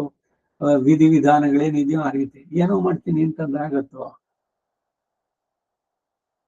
ಈಗೆಲ್ಲ ಕಂಪ್ಯೂಟರ್ದು ಇಲ್ಲ ಟಿವಿ ಮುಂದೆ ರಿಮೋಟ್ ಇದೆ, ಅದ್ಯಾಕೆ ಇದೇ ಬಟನ್ನೇ ಒತ್ತಬೇಕು? ಇನ್ಯಾವುದೋ ಒಂದು ಒತ್ತೀನಿ ಅಂದ್ರೆ ಸಿಗುತ್ತೋ ನಿಮ್ಗೆ ಆ ಲಿಂಕು? ಯಾವುದಕ್ಕೆ ಏನ್ ಪ್ರೊಸೀಜರ್ ಇದೆಯೋ ಹಾಗೆ ನಡೆಸ್ಬೇಕು. ಈ ಸಾಮಾನ್ಯವಾದಂತ ಈ ಉಪಕರಣಗಳೆಲ್ಲ ಇದು ಬರ್ಬೇಕಾದ್ರೆ ಇದು ಆತ್ಮೋದ್ಧಾರಕ್ಕಾಗಿ ನಡೆಸಿರುವಂತ ವಿಷಯ. ಇದು ಎಲ್ಲ ಸ್ಮೃತಿಗಳಲ್ಲಿ ಬಹಳ ಸಿದ್ಧವಾಗಿ ಹೇಳಿರುವಂತಹದ್ದು. ಅದರ ಬಗ್ಗೆ ಅಸಡ್ಡೆ ಹೇಗೆ ಸಾಧ್ಯ ಆಗುತ್ತೆ? ಇದೇ ನಿಯಮವನ್ನು 3 ದಿನಗಳ ಆವೃತ್ತಿಗೆ ಬದಲಾಗಿ 7 ದಿನಗಳು ಆವೃತ್ತಿಯನ್ನಿಟ್ಟುಕೊಂಡು ಅನುಷ್ಠಿಸಿದವನು 3 ವರ್ಷಗಳಲ್ಲಿ ಶುದ್ಧವಾಗ್ತಾನೆ. 6 ವರ್ಷದಿದ್ದದನ್ನ 3 ವರ್ಷಕ್ಕೆ ಹೇಗೆ ಅಂತ. ತಿಂಗಳನ್ನ 4 ಭಾಗವಾಗಿ ಮಾಡಿಕೊಂಡು ಆ 4 ವಿಭಾಗಗಳ ಮೇಲೆ ಹೇಳಿದ 4 ನಿಯಮಗಳನ್ನ ಕ್ರಮವಾಗಿ ನಡೆಸಿದವನಿಗೆ 3 ವರ್ಷಗಳ ವ್ಯತ್ಯಾಸ ಸಾಕಾಗತ್ತೆ ಅಂತ. ತಿಂಗಳಿಗೊಮ್ಮೆ ಮಾತ್ರ ಭುಜಿಸತಕ್ಕವನು 1 ವರ್ಷದಲ್ಲಿ ಪವಿತ್ರನಾಗ್ತಾನೆ. 1 ತಿಂಗಳು ಪೂರ್ವ ಬರೀ ಬೆಳಗ್ಗೆ ಮಾತ್ರ, ಏನನ್ನು ತಿನ್ನಲ್ಲ. ಉಪವಾಸದಿಂದ ನಮ್ಮ ಮನಸ್ಸಿನ ಶಕ್ತಿ ಚೆನ್ನಾಗಾಗತ್ತೆ. ಮತ್ತೆ ಈ ಎಲ್ಲ ಪಾಪಗಳು ಜನ್ಮಾಂತರದಲ್ಲಿ ಮಾಡಿರುವಂಥದ್ದು ಅದಕ್ಕೆಲ್ಲ ಪರಿಹಾರ ಆಗತ್ತೆ. ನಿರಾಹಾರ ವ್ರತವನ್ನೇ ದೃಢವಾಗಿ ಹಿಡಿದವನು ಇನ್ನೂ ಶೀಘ್ರ ಕಾಲದಲ್ಲಿ ಏನು ಮುಕ್ತನಾಗ್ತಾನೆ. ನಿರಾಹಾರ ವ್ರತ ಸಾಧ್ಯ ನಾವು ತಿಂದೇ ಇರೋಕೆ? ಶುಷ್ಕ ಪರ್ಣಗಳು ಅಂತ ಒಣಗಿದ ಎಲೆ ತಿನ್ಕೊಂಡು ಬದುಕೋರು ಇದ್ದಾರೆ, ಬೇಕಾದಷ್ಟು ಸಾಧನೆಯನ್ನು ನಡೆಸೋರು. ಹಿಮಾಲಯ ಈ ಕಡೆನೆಲ್ಲ ಸಿದ್ಧ, ಏನಿಲ್ಲ, ಒಂದು ಕೋಪಿನ ಕಟ್ಕೊಂಡಿದ್ದಾರೆ ಅಷ್ಟೇ. ಆ ಚಳಿ, ಕೊರಿಯೋ ಚಳಿನಲ್ಲೂ ಕೂಡ ಅವರು ಶರೀರ ಹೆಂಗೆ ಅದಕ್ಕೆ ಅಡ್ಜಸ್ಟ್ ಆಗಿದೆ. ಇವರ ಆ ದೀರ್ಘ ಸಂಕಲ್ಪ. ಕೆಲ ವಾಯುಭಕ್ಷಕರು ಅಂತ ಬರೀ ಗಾಳಿಯನ್ನೇ ಆಹಾರ, ಅವ್ರ ಶರೀರ ಏನು, ಅವ್ರು ಸಾಯೋದಿಲ್ಲ. ಈ ಆಟೋಬಯೋಗ್ರಫಿ ಆಫ್ ಎ ಯೋಗಿಯಿಂದ ಯತಿಯ ಆತ್ಮಕಥೆ ಅಂತ ಒಂದು ಕನ್ನಡದಲ್ಲಿ ಹೋದ ಅನುವಾದ ಆಗಿತ್ತು. ಸ್ವಾಮಿ ಯತೀಶ್ವರಾನಂದ ಅಂತ. ಅವರು ಹಿಮಾಲಯದಲ್ಲಿ ಎಲ್ಲ ಸಿದ್ಧರು ಇವರುಗಳ ಜೊತೆನಲ್ಲೆಲ್ಲ ಒಂದಷ್ಟು ದಿವಸ ಎಲ್ಲ ಇದ್ದು ಬಂದವರು. ಅವರ ಅನುಭವಗಳನ್ನೆಲ್ಲ ಬರೆದಿದ್ದಾರೆ. ಅದರಲ್ಲಿ ಹೇಳ್ತಾರೆ, ಶರೀರ ವಿಚಿತ್ರ ದೇಹ ಸಂಪತ್ತಿ. ನೀವು ಯಾವ ಸಂಕಲ್ಪ ಮಾಡ್ತಿರೋದಕ್ಕೆಲ್ಲ ಅನುಗುಣವಾಗಿ ಅದು ಸ್ಪಂದಿಸುತ್ತೆ ಅಂತ. They can sustain. ನಮಗನ್ಸ್ಬೋದು, ಅಯ್ಯೋ ತಿಂದೆ ಇದ್ರೆ ಏನಾಗ್ಬಿಡುತ್ತೆ, ತಲೆ ಸುತ್ತ ಬರುತ್ತೆ, ಇದಾಗತ್ತೆ ಅಂತ. ಹಾಗಂತ ಮೆಡಿಕಲ್ ಎಮರ್ಜೆನ್ಸಿ ಬರೋ ಸ್ಥಿತಿಗೆ ಹೋಗೋದು ಬೇಡ. ನಮ್ಮ ದೇಹದ ಕಂಡೀಷನ್ ಇದನ್ನ ನೋಡ್ಕೊಂಡಿದ್ರಲ್ಲೆಲ್ಲ ಆಚರಣೆ. ಅಶ್ವಮೇಧ ಯಾಗದಿಂದಲೂ ಈ ಪಾಪ ನೀಗುತ್ತೆ. ಈ ಧರ್ಮರಾಜನಿಗೆ ನೀನು ಅಶ್ವಮೇಧ ಯಾಗ ಮಾಡು ಅಂತ ಎಲ್ರು ಹೇಳ್ತಾ ಇರೋದು. ಆಯ್ತು, ಯುದ್ಧ ಆಯ್ತು, ಧರ್ಮಕ್ಕಾಗಿ ನಡೆದರೆ ಅಧರ್ಮಿಗಳನ್ನ ಕೊಲ್ದೆ, ಅಲ್ಲೇನು ನೀನು ದೋಷ ಮನಸ್ಸಿನಲ್ಲಿ ಇಟ್ಕೋಬೇಕಾಗಿಲ್ಲ, ಅಲ್ಲೂ ಆಯ್ತಲ್ಲ ಹೀಗೆ ಅಂತ. ಅದಕ್ಕೇನು ಅಂದ್ರೆ ಈಗ ಅಶ್ವಮೇಧ ಯಾಗ ಮಾಡು, ಎಲ್ಲ ಎಷ್ಟು ಜನ ಅವರುಗಳಿಗೆಲ್ಲ ನೀನು ಇದನ್ನ ನೀಡುವಂತಹದ್ದು ಎಲ್ಲವನ್ನೂ ರಾಜನ ನಡೆಸುವಂತ ಕ್ರಿಯೆ ಇದು. ಅಶ್ವಮೇಧವನ್ನ ನಡೆಸಿ ಅವಭೃತ ಸ್ನಾನ ಮಾಡಿದವರು ಇಂತಹ ಎಲ್ಲ ಘೋರ ಪಾಪಗಳಿಂದ ಮುಕ್ತರಾಗ್ತಾರೆ ಎಂಬುದರಲ್ಲಿ ಅದು ವೇದದಲ್ಲಿಯೇ ಹೇಳಲ್ಪಟ್ಟಂತ ಮುಖ್ಯ ವಿಷಯ. ಮತ್ತು ಒಬ್ಬ ಬ್ರಾಹ್ಮಣನ ಪ್ರಯೋಜನಕ್ಕಾಗಿ ಯುದ್ಧದಲ್ಲಿ ಹೊಡೆದಾಡಿ ಸತ್ತರು 1,00,000 ಗೋವುಗಳನ್ನಾಗಲಿ ಹಾಲು ಕರೆಯುವ 25,000 ಕಪಿಲೆಗಳನ್ನಾಗಲಿ ದಾನ ಮಾಡಿದ್ರು ಅಂತಹ ಬ್ರಹ್ಮಹತ್ಯೆಯಿಂದ ಶುದ್ಧನಾಗ್ತಾನೆ. ಅಥವಾ ಹಾಲು ಕೊಡತಕ್ಕ ಸಹಸ್ರ ಗೋವುಗಳನ್ನ ಕರುಗಳ ಸಹಿತವಾಗಿ ದರಿದ್ರರಾದ ಸಾಧುಗಳಿಗೆ ದಾನ ಮಾಡಿದ್ರು ಆ ಬ್ರಹ್ಮ ಹತ್ಯೆಯಿಂದ ಮುಕ್ತನಾಗ್ತಾನೆ. ಶರೀರವನ್ನು ಬಿಡೋಕ್ಕೆ ಮೊದಲು ಇನ್ನೇನು ವಯಸ್ಸಾಯ್ತು, ಎಲ್ಲ ಆಯ್ತು, ಲೀವ್ ದ ಲೈಫು, ಇನ್ನೇನು ಹಾಗೋ ಹೀಗೋ ಅಂತ ಇನ್ನು ಪ್ರಾಣ ಇದ್ದಾಗ್ಲೇನೆ ಉತ್ಕ್ರಾಂತಿ ಗೋದಾನ ಅಂತ ಕೊಡಿಸ್ತಾರೆ. ಹಸು ಕರುವಿನ ಜೊತೆಗೆ ಅದನ್ನ ಒಬ್ಬ ಶ್ರೋತ್ರಿಯ ಬ್ರಾಹ್ಮಣನಿಗೆ ದಾನ ಮಾಡುವಂಥದ್ದು.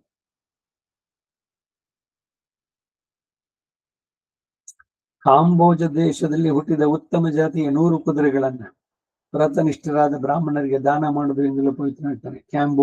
ಕಾಂಬೋಜ ಅಲ್ಲಿಯ ಒಳ್ಳೆ ಕುದುರೆಗಳಿಗೆ ಅಂತೆ ಅವುಗಳನ್ನ ದಾನ ಮಾಡಿದ್ರೆ ಕೊನೆಗೆ ಒಬ್ಬ ಶ್ರೋತ್ರಿಯನಿಗಾದರೂ ಅವನ ಕೋರಿಕೆಯನ್ನ ಪೂರ್ಣವಾಗಿ ಸಲ್ಲಿಸಿದವನು ಪಾಪ ವಿಮುಕ್ತನಾಗ್ತಾನೆ. ಶ್ರೋತ್ರಿಯನಾದವನಲ್ಲಿ ಏನು ಅವನಿಗೆ ಅಗತ್ಯ ಇದೆ ಅದನ್ನ ತಿಳಿದು ಅವನಿಗೆ ಕೊಟ್ಟರು ಕೂಡ ಆಗತ್ತೆ. ಆದರೆ ತಾನು ಮಾಡಿದ ಉಪಕಾರವನ್ನು ಹೊರಗೆ ಹೇಳಿಕೊಳ್ಳಿದ್ದಾಗಲೇ ಅದಕ್ಕೆ ಶುದ್ಧಿ. ನಾನು ಇಂಥವ್ರಿಗೆ ಇಷ್ಟು ದಾನ ಕೊಟ್ಟೆ, ಇಲ್ಲ ನನ್ನ ಹೆಸರು ಹಾಕ್ಬಿಡಿ ದೇವಸ್ಥಾನದಲ್ಲಿ ಇಂಥವರ ಸೇವೆ, ಹೆಸರಿಗಾಗಿ ಅಥವಾ ಎಲ್ರಿಗೂ ನೋಡ್ಲಿ ನಾನು ಕೊಟ್ಟೆ ಅನ್ನೋ ಉದ್ದೇಶದಿಂದ ಅಥವಾ ನಾನೇ ಮಾಡಿದ್ದು ಅಂತ ಕೊಟ್ರೆ ಆ ದಾನದ ಫಲ ಹೋಯ್ತು. ಜಪವನ್ನು ಅಷ್ಟೇ, ಕೀರ್ತನದಿಂದ ಹೋಗ್ಬಿಡುತ್ತೆ. ದಾನ ಇವುಗಳು ಅಷ್ಟೇ. ನಾನು ದಿವಸಲ್ಲೂ 1000 ಜಪ ಮಾಡ್ತೀನಿ ಹೇಳೋದನ್ನೇ ಎಲ್ಲ ಅದ್ರ ಫಲ ಎಲ್ಲ ಹೋಯ್ತು.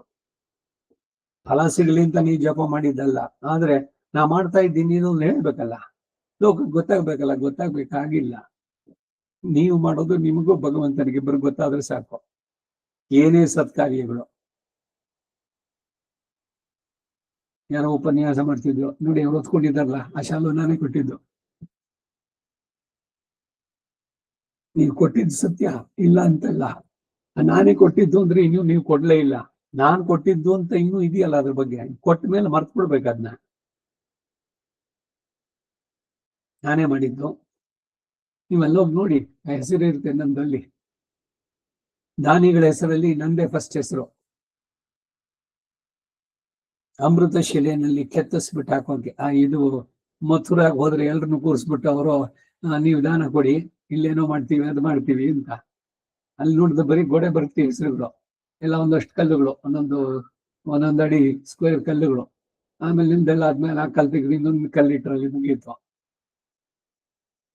ಏನೋ ಉದರ ನಿಮಿತ್ತ ಬೇರೆ ಬೇರೆ. ನಿಜವಾಗ್ಲೂ ನೀವು ಏನಾದ್ರು ಒಂದು ಒಳ್ಳೆ ಕೆಲಸಕ್ಕೆ ಅಂತ ಕೊಟ್ರೆ ಕೊಟ್ಟು ಬಿಟ್ಟು ಮರೆತು ಬಿಡ್ಬೇಕು. ಅದು ಭಗವಂತನಿಗಾಗ್ಲಿ ಅಂತ ರಾಮನಿಂದ ಕಲಿಬೇಕಾದದ್ದು. ಯಾರಿಗಾರ ಅವನು ಉಪಕಾರ ಮಾಡಿದ್ರೆ ಅವನ್ ನೆನ್ಸ್ಕೊಳ್ತಾ ಇರ್ಲಿಲ್ಲ. ಯಾರು ತಗೊಂಡವ್ರೋ ನೀವೇ ಎಲ್ಲ ಕೊಟ್ಟಿದ್ದು ಅಂದ್ರೆ ಹೌದಾ ಏನೋ ಭಗವಂತ ನಡ್ಸ್ಕೊಂಡಿದ್ದ. ಅವಾಗ ನಾನ್ ಕೊಟ್ಟೆ ಅಂತ ಹೇಳೋಲ್ಲ. ಅದೇನೆ ಮತ್ತೊಬ್ಬರು ಮಾಡಿದ್ದನ್ನ ತಾನು ಎಂದು ಮರೆಯೋಲ್ಲ. ಇದೇ ಕೃತಜ್ಞನಿಗೂ ಕೃತಜ್ಞನಿಗೂ ಇರುವಂತ ವ್ಯತ್ಯಾಸ. ಕೃತಜ್ಞತೆ ಇರಬೇಕು, ಚಿರಋಣಿಗಳಾಗಿರ್ಬೇಕು, ಅದನ್ನ ನೆನ್ಸ್ಕೊಳ್ಳುವಂತ ಇಂಥವ್ರ ಉಪಕಾರ ಅಂತ. ಅದನ್ನ ನಾವೇನ್ ಮಾಡ್ತೀವಿ ಅಂದ್ರೆ ನಾವು ಕೊಟ್ಟಿದ್ದನ್ನ ಚೆನ್ನಾಗಿ ನೆನ್ಪಿಟ್ಕೊಳ್ತೀವಿ, ಬೇರೆಯವ್ರು ಕೊಟ್ಟಿದ್ದನ್ನ ಕೊಟ್ರು ಅಂತ, ಅಥವಾ ಏನ್ ಅವ್ರಿಗೆ ಸೋರೋಗೋಷ್ಟಿತ್ತು ಅದ್ರಲ್ಲಿ ಏನೋ ಒಂಚೂರು ಕೊಟ್ರು ಅಷ್ಟೇ. ಎತ್ ಕೊಡ್ಬೋದಾಗಿದ್ದು ಗೊತ್ತ, ಅವಾಗ ಏನೋ ಒಂದಿಷ್ಟು ಕೊಟ್ರು. ಇದು ಅವ್ರ ಬಗ್ಗೆ ಕಾಮೆಂಟ್. ನಾಸ್ತಿ ಪ್ರಾಯಶ್ಚಿತ್ತ ಕೃತಜ್ಞ ಅಂತಿದೆ. ಕೃತಜ್ಞ ಯಾರು ಅಂದ್ರೆ ಉಪಕಾರವನ್ನು ಸ್ಮರಿಸದೇ ಇರೋನು. ಇದೆಲ್ಲ ಪ್ರಾಯಶ್ಚಿತ್ತಗಳು ಇದರಲ್ಲಿ ಬರುವಂತಹದ್ದು. ತಾನು ಮಾಡಿದ ಉಪಕಾರವನ್ನ ಹೊರಗೆ ಹೇಳಿಕೊಳ್ಳದಿದ್ದಾಗಲೇ ಅವನಿಗೆ ಅಶುದ್ಧಿ ಉಂಟು. ಬಂದವರ್ತಿ ಮದ್ಯವನ್ನು ಪಾನ ಮಾಡಿದ್ರು, ಅದೇ ಮದ್ಯವನ್ನ ತಿರುಗಿ ಬೆಂಕಿಯಂತೆ ಕೆಂಪಿಗೆ ಕಾಯಿಸಿ ಕುಡಿದ್ರೆ ಮಾತ್ರ ಅವನಿಗೆ ಈ ಎರಡಲ್ಲಿಯೂ ಶುದ್ಧಿ ಉಂಟು. ಮದ್ಯವನ್ನ ಕುಡಿಬಾರ್ದು. ಒಬ್ಬ ಗುರು ಜೊತೆಗೊಂದ ಶಿಷ್ಯ, ಹಿಂದೆ ಒಂದ್ಸಲಿ ಹೇಳಿದ್ದೆ ಅನ್ಸುತ್ತೆ, ಬಹಳ ಹಿಂದೆ ಯಾವುದೋ ಉಪನ್ಯಾಸದಲ್ಲಿ. ದಾರಿನಲ್ಲಿ ನಡ್ಕೊಂಡು ಹೋಗ್ತಾ ಇದ್ವಿ, ತುಂಬಾ ಬಾಯಾರಿಕೆ ಆಗಿತ್ತು. ಯಾವುದೋ ಒಂದು ಹಳ್ಳಿ ಹತ್ತಿರದ ಹೊರಗಡೆನಲ್ಲಿ ಒಂದು ಹೆಂಡದ ಅಂಗಡಿ ಇತ್ತು. ಅವನ್ನೆಲ್ಲ ಇಟ್ಕೊಂಡಿದ್ದ. ಗುರು ಹೋದ ಸೀದಾ, ತುಂಬಾ ಗಂಟ್ಲೆಲ್ಲ ಒಣಗ್ತಾ ಇದೆ, ಸ್ವಲ್ಪ ನೀರ್ ಕೊಡಪ್ಪ ಅಂತ. ಅವನ್ ನಗ್ತ, ಸ್ವಾಮಿ ನೀರಿಲ್ಲ, ಮದ್ಯ ಇದೆ ಅಂದ. ಸರಿ ಅದನ್ನೇ ಕೊಡು ಅಂತ. ಗುರುಗಳು ಮದ್ಯ ಕೊಡಿದ್ರು. ಶಿಷ್ಯರೆಲ್ಲ ನೋಡ್ತಾ ಇದ್ರಿ, ಗುರುಗಳೇ ಕುಡ್ದು ಬಿಟ್ರಲ್ಲ ಮಧ್ಯಾಹ್ನ ಅಂತ. ಬೇಕಾದ್ರೆ ತಗೊಳ್ಳಿ ನೀವು ಬಾಯಾರಿಕೆ ಆದ್ರಿ ಅಂತಂದ್ರು. ಖುಷಿಯಾಗೋಯ್ತು ಶಿಷ್ಯರಿಗೆಲ್ಲ. ಗುರುವೇ ಮದ್ಯ ಕೊಡೋದ್ ಮೇಲೆ ಶಿಷ್ಯ ತಗೊಂಡ್ರೆ ತಪ್ಪೇನು? ಎಲ್ರು ಖುಷಿಯಾಗಿ ಮದ್ಯ ಕೊಡಿದ್ರು. ಅದಾಯ್ತು, ಆ ಊರು ಇದ್ರದ್ದೆಲ್ಲ ಮುಗೀತು. ಇನ್ನೊಂದಷ್ಟು ದಿವಸ ನಡೀತಾ ಹೋಗ್ತಾ ಇದ್ರು. ಇಲ್ಲಿಂದ ಕಾಶಿಗೋ ಇಲ್ಲೆಲ್ಲಿಗೋ ಹೋಗ್ಬೇಕಾದ್ರೆ ಇನ್ನೆಲ್ಲೋ ಹೀಗೆ ನಡೆದು ತುಂಬಾ ಸುಸ್ತಾದಾಗ ಒಬ್ಬ ಕಮ್ಮಾರ ಅಲ್ಲಿದ್ದ. ಕಬ್ಬಣನ ಕರಗಿಸ್ಬಿಟ್ಟು ಅದು ಒಂದು ಚರ್ಮದ ಇದಿದೆಯಲ್ಲ ಚೀಲ, ಅದನ್ನ ನಮಕ್ ಹಿಂಗ್ ಅಂತಾರೆ ಏತರ, ಅದು ಚೆನ್ನಾಗಿ ಕೆಂಪುಗೆ ಇದಾಗತ್ತೆ, ಅದರಲ್ಲಿ ಇಟ್ರೆ ಎಲ್ಲ ಆಗತ್ತೆ, ಕಬ್ಬಣನು ಕರಗತ್ತೆ. ಆ ರೀತಿ ಅವನ ಹತ್ರ ಹೋದ್ರು. ಸ್ವಲ್ಪ ನೀರ್ ಕೊಡಪ್ಪ ಬಾಯಾರಿಕೆಗೆ ಅಂತ. ಅವ್ನ ನಗ್ತಾ, ಸ್ವಾಮಿ ಇದು ಕಮ್ಮಾರ್ನ ಅಂಗಡಿ, ಇಲ್ಲಿ ಕಬ್ಬಣ ಕರ್ದಿದ್ದಿದೆ ಅಂತ, ಅದನ್ನೇ ಕೊಡು ಅಂದ್ರು. ಅವನು ಇಕ್ಕಳದಲ್ಲಿ ಹಿಡ್ಕೊಂಡು ಕರಗಿರೋ ಕಾದ ಕಬ್ಬಣ, ಅದು ಕೆಂಪು ಕಾದಿತ್ತು, ಅದನ್ನ ತಗೊಂಡು ಇವ್ರು ಕುಡಿದ್ರು. ಇವ್ರು ಯಾರ್ಯಾರು ತಮಾಷೆ ಮಾಡಿದ್ರು ಗುರುಗಳನ್ನ, ತಗೊಳ್ಳಿ ನೀವು ಕುಡೀರಿ ಅಂತಂದ್ರು. ಸೊ ಯಾರೋ ಮಾಡಿದ್ರು ಅಂತ ಶಿಷ್ಯರು ಗುರುವಿದ್ದ ಹೇಳಿದ್ರಲ್ಲ, ಆ ಗುರು ಅರಗಿಸ್ಕೊಡುವಂತ ಶಕ್ತಿ ಅವನಿಗಿತ್ತು. ಆಮೇಲೆ ತಪಶಕ್ತಿ ಇದೆಲ್ಲ ಇವ್ರಿಗೆ ಸಾಧ್ಯ ಅನ್ನೋದು. ಸೊ ಯಾರು ಮಾಡ್ತಾರೆ? ಅವರು ಮಾಡಿದ್ರು ಅಂತ ನಾವು ಮಾಡೋದಕ್ಕಾಗಲ್ಲ. ಅದು ಸಂದೇಶಗಳು. ಒಟ್ಟಿನಲ್ಲಿ ಮದ್ಯವನ್ನ ಕುಡಿಯಬಾರದು ಬ್ರಾಹ್ಮಣನಾದವನು. ಒಂದು ವೇಳೆ ಕೊಡದೇ ಇದ್ರೆ ಏನು ಅಂದ್ರೆ ಸೇತು ಸ್ನಾನ ಮಾಡಬೇಕು, ಇಲ್ಲ 3 ಲಕ್ಷ ಗಾಯತ್ರಿ ಮಾಡಬೇಕು, ಇಲ್ಲ ಒಂದು ದೇವಸ್ಥಾನಕ್ಕೆ ಸಹಸ್ರ ಕಳಶ ಸಂಪ್ರೋಕ್ಷಣೆ, ಅದನ್ನ ಪೂರ್ಣವಾಗಿ ತಾನು ವಹಿಸಿಕೊಂಡು ಅದನ್ನ ನಡೆಸಬೇಕು. ಇವೆಲ್ಲ ದೊಡ್ಡ ದೊಡ್ಡ ಪ್ರಾಯಶ್ಚಿತ್ತಗಳಿಗಾಗಿ ಬರುವಂತಹದ್ದೆಲ್ಲ. ನಿರ್ಜಲ ಪ್ರದೇಶದಲ್ಲಿ ಬೆಟ್ಟದ ಶಿಖರದಿಂದ ಕೆಳಗೆ ಬೀಳೋದು, ಅಗ್ನಿಯಲ್ಲಿ ಪ್ರವೇಶಿಸೋದು, ಮಹಾಪ್ರಸ್ಥಾನವನ್ನು ಅನುಷ್ಠಿಸೋದು. ಮಹಾಪ್ರಸ್ಥಾನ ಅಂದ್ರೆ ಪ್ರಾಣ ತ್ಯಾಗಕ್ಕಾಗಿ ಉತ್ತರಾಭಿಮುಖವಾಗಿ ಹೊರಟು ಹಿಮಾಲಯವನ್ನು ಏರೋದು. ಇವರೆಲ್ಲ ಮಹಾಪ್ರಸ್ಥಾನ, ಸ್ವರ್ಗಾರೋಹಣ ಪರ್ವ ಕಡೆಯಲ್ಲಿ ಬರುತ್ತೆ ಮಹಾಭಾರತದಲ್ಲಿ, ಇಲ್ಲೇನೆ. ಈ ವಿಧಾನಗಳಿಂದ ದೇಹ ತ್ಯಾಗ ಮಾಡಿದವನಿಗೆ ಸಮಸ್ತ ಪಾಪಗಳಿಂದಲೂ ಮುಕ್ತಿ ಉಂಟು. ಮದ್ಯಪಾನ ಮಾಡಿದ ಬ್ರಾಹ್ಮಣನು ಬೃಹಸ್ಪತಿ ಸವ ಅನ್ನೋ ಯಾಗವನ್ನು ಮಾಡಿದ್ರೆ ಪಾಪ ವಿಮುಕ್ತನಾಗಿ ಬ್ರಾಹ್ಮಣ ಗೋಷ್ಠಿಯಲ್ಲಿ ಬ್ರಹ್ಮಲೋಕದಲ್ಲಿ ಸೇರಲು ಅರ್ಹನಾಗ್ತಾನೆ ಅಂತ ವೇದ ಹೇಳುತ್ತೆ. ಗುರು ಜಯಂತಿ ಇದೆ 26ಕ್ಕೆ. ಬೃಹಸ್ಪತಿಯನ್ನು ಕುರಿತು ಉದ್ದೇಶಿಸಿ ಒಂದು ಶಾಂತಿ ಹೋಮ ಇವೆಲ್ಲ ನಡೆಸುವಂತಹದ್ದು.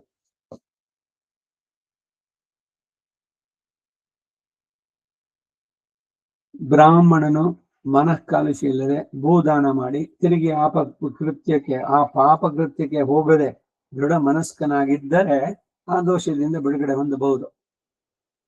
ಗುರುಪತ್ನಿಯರೊಡನೆ ಸೇರಿದವನು ಕೆಂಪಗೆ ಕಾಯಿಸುವ ಕಬ್ಬಿಣದ ಹಲಗೆ ಮೇಲೆ ಮಲಗಬೇಕು, ಅಥವಾ ತನ್ನ ಪುರುಷ ಲಿಂಗವನ್ನು ಕುಯ್ದು ಹಾಕಿಸಿ ಆಕಾಶವನ್ನೇ ದೃಷ್ಟಿಸುತ್ತಾ ಊರನ್ನು ಬಿಟ್ಟು ಹೋಗ್ಬೇಕು.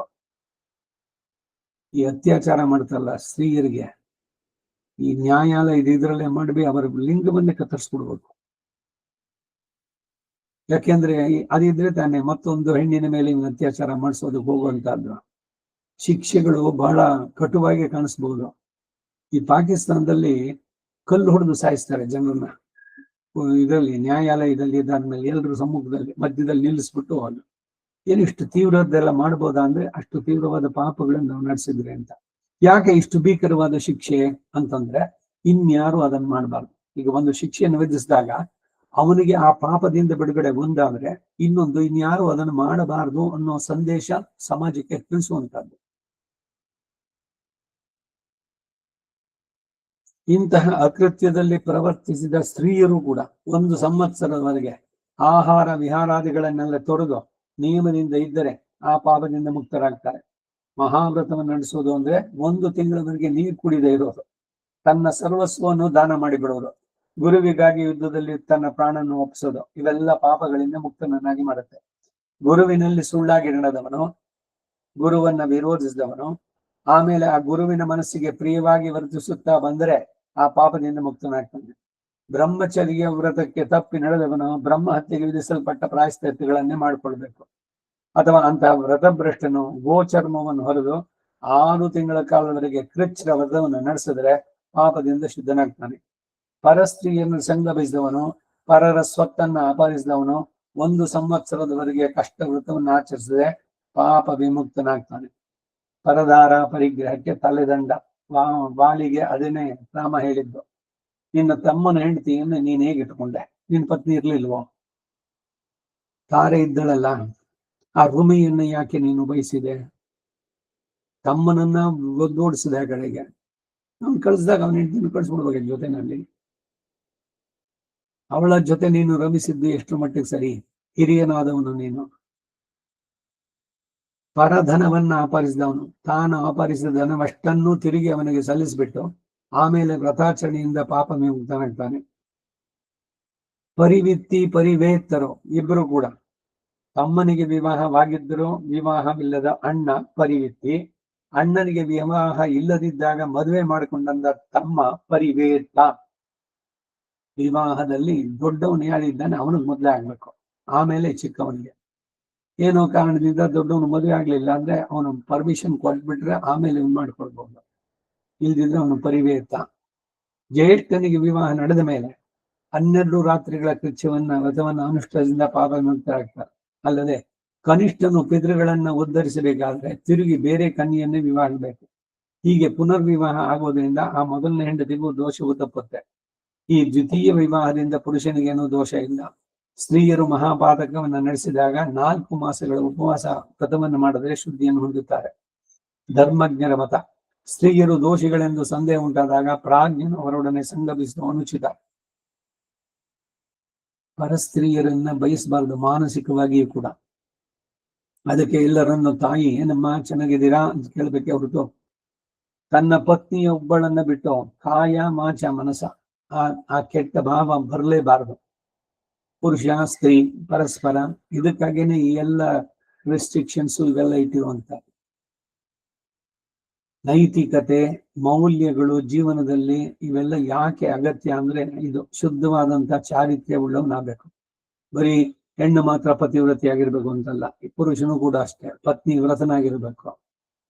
ಬ್ರಹ್ಮಚರ್ಯ ಅನ್ನೋದು ಬರೀ ಗಂಡು ಮಕ್ಕಳಿಗೆ ಕನ್ಯೆಯರಿಗಿಲ್ಲ ಅಂತಲ್ಲ, ವಿವಾಹವಾಗದೇ ಇದ್ದಾಗ ಅವರು ಅಷ್ಟೇ ಬೇರೆ ಬೇರೆ ಇದರಲ್ಲಿ ತೊಡಗಬಾರದು.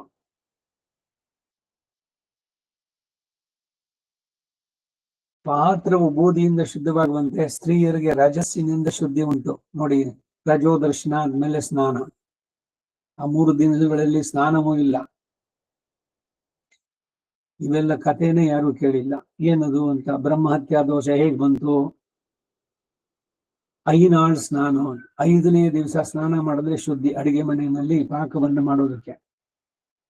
ಅಲ್ಲಿಗೆ ತನಕ ಏನು ಅಂದ್ರೆ ಅವರು ಸಪರೇಟ್ ಆಗಿರ್ಬೇಕು. ಎಲ್ಲ ಹಿಂದಕ್ಕೆ ಆಯ್ತು. ಇದೆಲ್ಲ ಇಟ್ಸ್ ಎ ಬಯೋಲಾಜಿಕಲ್. ಇದು ಏನು ಬಯೋಲಾಜಿಕಲ್?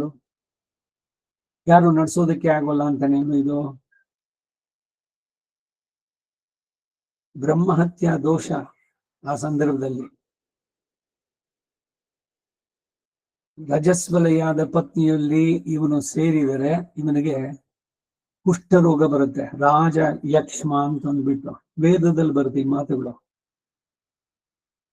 ನ ಸಂವೇದಯತ, ಮಾತನ್ನು ಕೂಡ ಆಡಬಾರ್ದು ಅಂತ. ಹಿಂದೆ ಎಲ್ಲ ಹಳ್ಳಿಗಳಲ್ಲಿ ಬೇರೆ ರೂಮು ಕಡೆಯಲ್ಲಿ, ಆ ರೂಮ್ನಲ್ಲಿ ಅವರುಗಳು ಕೂತ್ಕೊಳ್ತಾ ಇದ್ರು. ಅವರು ಬಡಿಸೋದಕ್ಕೆ ಅನ್ನ ತಗೊಂಡಿದ್ದು ವಾಪಸ್ ಹೊರಡ್ತಿರ್ಲಿಲ್ಲ. 3 ದಿವಸ ಅಲ್ಲಿದ್ದು ಅವರು ಮನೆ ಪಕ್ಕದಿಂದ ಹಿಂದೆ ಹೋಗಿ ಸ್ನಾನ, ಇಲ್ಲ ಕೆರೆಯಲ್ಲಿ ಸ್ನಾನಗಳು, ಇದೆಲ್ಲ ಶುದ್ಧಿಗೆ. ಎಲ್ಲ ಅರ್ಥವಿಲ್ಲದೆ ಇಲ್ಲ. ಇನ್ಯಾರೋ ಒಬ್ಳು ಏನೋ ಯಾವುದೋ ಇದನ್ನು ನೋಡ್ತಾ ಇದ್ದೆ ಅವತ್ತು.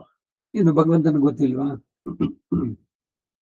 ಹೆಣ್ಣಿಗೆ ಇದೊಂದು ಮಾಡಿದ್ದಾನೆ ಸೃಷ್ಟಿನಲ್ಲಿ, ತಿಂಗಳಿಗೊಮ್ಮೆ ಅದು. ಅದರಿಂದ ಆ ಸಂದರ್ಭದಲ್ಲೂ ಕೂಡ when she is having periods, ಅವಾಗ ದೇವ್ರ ಪೂಜೆ ಮಾಡಿದ್ರೆ ಏನು ದೋಷ ಇಲ್ಲ ಅಂತ ಹೇಳ್ತಾರೆ. ಇಂತಹ ವಿಚಿತ್ರಗಳು ಅಂತ. ಹಾಗೇನೆ ಪ್ರತಿದಿನದ ಕ್ರಿಯೆ ಇದೆ. ಮಲ ವಿಸರ್ಜನೆ ಮಾಡಿ ತೊಳ್ಕೊಳ್ದಲೇ ಬಂದ್ಬಿಡ್ಬೋದು. ಯಾಕಂದ್ರೆ ಗೊತ್ತಲ್ಲ ಭಗವಂತನಿಗೆ. ತಿಂದಿದ್ರು, ಜೀರ್ಣವಾಗಿದೆ, ಮಲ ವಿಸರ್ಜನೆ ಆಯ್ತು. ಆ ಶುದ್ಧಿ ಯಾಕೆ? ಮಲಮೂತ್ರ ಉತ್ಸರ್ಜನೆ ಆದ್ಮೇಲೆ ಕೈಕಾಲು ತೊಳ್ಕೊಂಡು ಬಾಯಿ ಮುಕ್ಕಳಿಸಿ ಬರಬೇಕು. ನ ವಿವಸನ ಸ್ನಾಯಾತೆ, ವಸ್ತ್ರಗಳಿಲ್ಲದೆ ಸ್ನಾನ ಮಾಡಬಾರ್ದು. ಬರೀ ಸ್ತ್ರೀಯರಿಗೆ ಮಾತ್ರ ಅಲ್ಲ, ಪುರುಷರಿಗೂ ಹೇಳಿರುವಂತಹದ್ದು. ಸ್ತ್ರೀಯರು ಕೂಡ ಹೋದಾಗ ಬರೀ ಇಲ್ಲ ಅಂತರ್ವಾಸ ಒಳಗಿನ ಉಡುಪುಗಳ ಜೊತೆಗೆ ಹೇಗಿದ್ರು ಅದನ್ನೇನು ಒಗಿತೀರಿ ನೀವು ಮತ್ತೇನು ಅದನ್ನೇನು ಹಾಕೊಳ್ಳಲ್ಲ. ಅದರ ಜೊತೆನಲ್ಲೇನೆ ಮಾಡ್ಬೇಕು. ಗುಹ್ಯೋವಾ ಯೇಷೋ ಅಗ್ನಿ, ನಗ್ನರಾಗಿ ಪೂರ್ಣ ನಗ್ನರಾಗಿ ಸ್ನಾನವನ್ನ ಮಾಡಬಾರ್ದು. ಬರೀ ಕೆರೆ ಕಡೆನಲ್ಲಿ ಅಲ್ಲ. ಇಲ್ಲಿ ಯಾರು ಬೇರೆಯವ್ರು ನೋಡ್ತಾರೆ ನದಿ ಸ್ನಾನ ಇದ್ರಲ್ಲಿ ಅಂತ, ಮನೆಯಲ್ಲಿ ಎಲ್ಲ ಬಾಗ್ಲಾಕೊಂಡಿದೀವಿ ಅಂತಂದ್ರೆ ಆಗೋಲ್ಲ. ಮನೆಯಲ್ಲೂ ಅಷ್ಟೇ ವರುಣನಿಗೆ ಅಪಚಾರ. ಪುರುಷನಾಗ್ಲಿ ಸ್ತ್ರೀ ಆಗ್ಲಿ ತನ್ನ ಗುಖ್ಯವನ್ನ ಯಾವಾಗ್ಲೂ ಕವರ್ ಆಗಿರ್ಬೇಕು, ಆಚ್ಛಾದನೆ ಆಗಿರ್ಬೇಕು. ಅಮೃತ ಪಿಧಾನಮಸಿ ಅಂತ ನಾವು ಆಹಾರದಲ್ಲಿ ಕಡೆಯಲ್ಲಿ ಆಪೋಷಣ ತಗೊಳ್ಳೋದು, ಅದು ಪ್ರಾಣಾಗ್ನಿಗೆ ಕೊಟ್ಟಂತ ವಸ್ತ್ರ ಅಂತ ಹೇಳುತ್ತದೆ.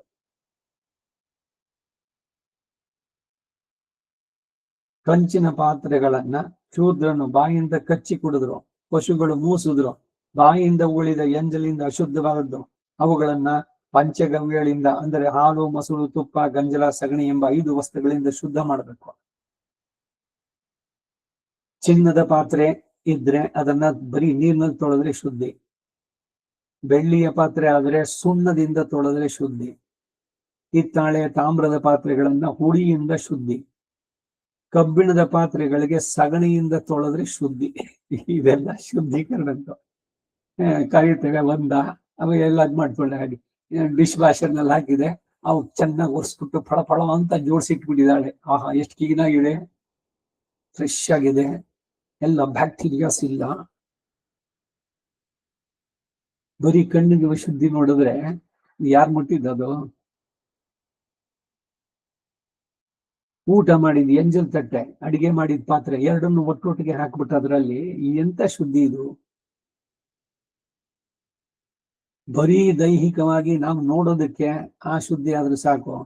ಚೆನ್ನಾಗಿ ಏನೋ ಇದರಿಂದಾನೋ ಲಿಕ್ವಿಡ್ ಇಂದಾನೋ ಇನ್ಯಾವುದೋ ಬ್ರ್ಯಾಂಡ್ ಅದರಿಂದ ತೊಳೆದು ಬಿಟ್ರೆ ಶುದ್ಧಿ ಆಯ್ತು ಅಂತ ಆಗುತ್ತೋ?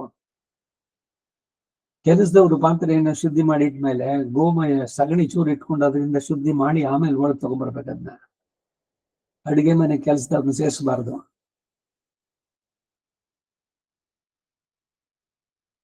ಇವೆಲ್ಲ ಯಾವ್ದೋ ಕಾಲದಲ್ಲಿ ಇತ್ತು, ಇವಾಗ ಆಗೋಲ್ಲ ಅಂತಲ್ಲ. ಮನಸ್ಸಿದ್ರೆ ಇವಾಗ್ಲೂ ನಡೆಸ್ಬೋದು. Even when out of doors ಈಗ ಗೊತ್ತಿದೆಯಲ್ವೋ ಯಾವ ಡೇಟ್ಗೆ ಅಂತ. ಆ ಟೈಮ್ ಸರಿಯಾಗಿ ಒಂದಷ್ಟು ವಸ್ತ್ರ ನೀವೇನ್ ಉಡುಪುಗಳನ್ನು ಬರೀ ಅದನ್ನ ಸಪರೇಟ್ ಆಗಿ ಎತ್ತಿಟ್ಕೊಂಡು ಬೇರೆ ಯಾವ್ದನ್ನು ಮುಟ್ಟದೆ ಇರೋಕ್ ಸಾಧ್ಯವಿಲ್ವೋ? ಮನಸ್ಸಿದ್ರೆ ಆಚರಣೆ. ಅದರಿಂದ ಮನೆಯವ್ರಿಗೂ ಕ್ಷೇಮ, ಎಲ್ಲರಿಗೂ ಕ್ಷೇಮ. ಹೆಣ್ಣು ಮಕ್ಕಳು ಗಂಡು ಮಕ್ಕಳು ಮೊದಲು ಅವರಿಗೆ ವಿಧೇಯತೆಯನ್ನು ತಿಳಿಸ್ಕೊಡ್ಬೇಕು, ಒಬಿಡಿಯನ್ಸ್. ಈಗ ನಡೆದ್ರೆ ಅವರಿಗೂ ಅವರ ಕುಲಕ್ಕೂ ಒಳ್ಳೇದಾಗತ್ತೆ. ದಶಾನಾಂ ಪೂರ್ವೇಶಾಂ ದಶಾನಾಂ ಪರೇಶಾಂ ಆತ್ಮನಸ್ತು ಏಕವಿಂಶತಿ ಕುಲೋದ್ಧರಣಾರ್ಥಂ ಕನ್ಯಾದಾನ ಮಹಾದಾನಂ ಕರಿಷ್ಯೆ. ಒಂದು ಕನ್ಯೆಯನ್ನ ಅವಳು ಸುಶೀಲೆಯಾಗಿ ಇನ್ಯಾವ ಇದು ಇಲ್ಲದೆ ಸೇಫ್ ಆಗಿ ಒಬ್ಬ ಪುರುಷನಿಗೆ ಶ್ರೋತ್ರಿಯನಿಗೆ ಮದುವೆ ಮಾಡಿಕೊಟ್ರೆ ಇವರೆಲ್ಲ ಉದ್ಧಾರ ಆಗ್ತಾರೆ ಅಂತ. ಅದಕ್ಕೆ ವಿರುದ್ಧವಾಗಿ ಆಯ್ತು ಅಂತಂದ್ರೆ ಎಲ್ಲರೂ ನರಕಕ್ಕೆ ಹೋಗ್ತಾರೆ. ಇವ್ರೊಬ್ರೇ ಅಲ್ಲ, ಆ ಕುಲದಲ್ಲಿ ಎಲ್ಲರೂ ಕೂಡ ಅಷ್ಟೇ. ವಿವಾಹೇತರ ಸಂಬಂಧಗಳು ಅಥವಾ ಇಂಟರ್ ಕ್ಯಾಸ್ಟ್ ಮ್ಯಾರೇಜಸ್, ಅಂತರ್ಜಾತೀಯ ವಿವಾಹಗಳು, ಇವರಲ್ಲಿ ಏನು ಅಂತಂದ್ರೆ ಪತಂತಿ ಪಿತರೋ ಹೇಷಾಂ ಲುಪ್ತ ಪಿಂಡೋದಕ ಕ್ರಿಯಾಹ. ಏನ್ ಮಾಡಿಸ್ತಾರೆ ದುಡ್ಡು ಕೊಟ್ಬಿಟ್ಟು ಶ್ರಾದ್ದಾನ ಮತ್ತೊಂದು ಏನು ಇವಾಗೆಲ್ಲ ಮಾಡ್ತಾರೆ. ಮಾಡಿದ್ರೆ ಅವ್ರು ಸ್ವೀಕಾರ ಮಾಡೋಲ್ಲ. ಬರೀ ನಿಮ್ ರುಚಿಗೆ ತಿನ್ಬೇಕಷ್ಟೇ. ಎಲ್ರಿಗೂ ಹೊಸದಾಗಿ ಮಾಡೋಣ. ಈಗ ಅವರೆಕಾಳು ಬಂದಿದೆ ಸೀಸನ್, ಅವರೆಕಾಳು ಕೊಳಂಬು ಮಾಡಿಸ್ಬೋಣ ಶ್ರಾದ್ದಕ್ಕೆ, ನಿಷಿದ್ಧ ಅದು. ನುಗ್ಗೆಕಾಯಿ ತಿನ್ಬಾರ್ದು. ದೇಶಿಗರು ಹೇಳಿದ್ದು ಆಹಾರ ನಿಯತಿ ಕೃಷ್ಣನ್ ಪಾರ್ಥ, ಅವನಿಗೆ ಹೇಳಿದ್ದನ್ನೇ ನಾನು ಹೇಳ್ತಾ ಇದ್ದೀನಿ ಇಲ್ಲಿ. ನಂದು ಹೊಸದಾಗಿ ಏನ್ ಸೇರಿಸ್ತಾ ಇಲ್ಲ ಅಂತಾರೆ ಅವರು. ಆಹಾರ ನಿಯಮ ಕೇಟ್ಲೆವಾಣಿಗೋ ಕೇಟಕ್ ದೋಷ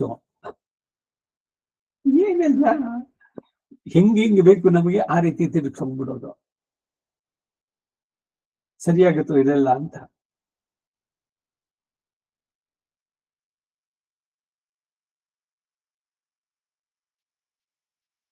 ಮಣ್ಣು, ನೀರು, ಬೂದಿ, ಹುಣಸೆ ಹಣ್ಣು, ಬೆಂಕಿ, ಈ 5ರಿಂದಲೂ ತಿರುಗಿ ಶುದ್ಧಿ ಮಾಡ್ಬೇಕು.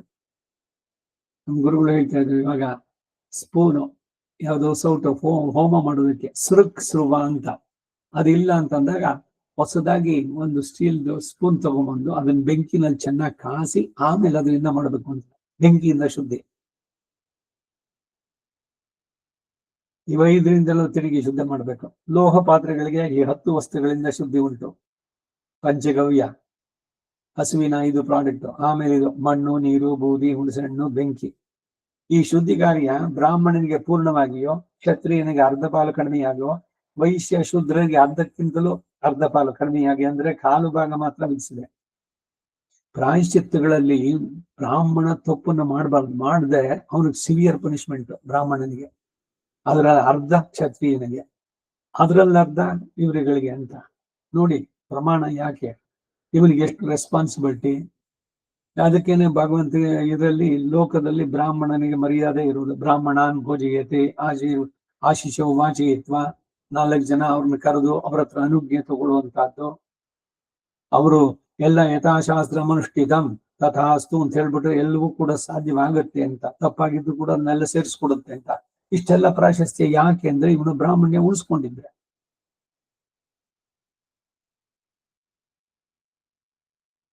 ಈ 4 ವರ್ಣದವರಿಗೆ ವಿಧಿಸಿರುವ ಶುದ್ಧಿಯಿಂದಲೇ ಅವರಲ್ಲಿರುವ ಶುದ್ಧತೆಯ ಗುರು ಲಾಘವಗಳನ್ನು ತಿಳಿಬಹುದು. ಗುರು ಲಾಘ ಅಂದ್ರೆ ಸೀರಿಯಸ್ನೆಸ್ ಅಥವಾ ಲೈಟ್ ಆಗಿ ಇರೋದು. ಲಾಘವ ಅಂದ್ರೆ ಲಘು. ಗುರು ಲಘು.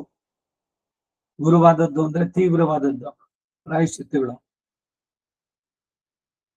ಈ ಗುರು ಲಾಭಗಳನ್ನು ತಿಳಿದು ಅದಕ್ಕೆ ತಕ್ಕಂತೆ ಪ್ರಾಯಶ್ಚಿತ್ತಗಳನ್ನ ನಡೆಸ್ಕೊಳ್ಬೇಕು.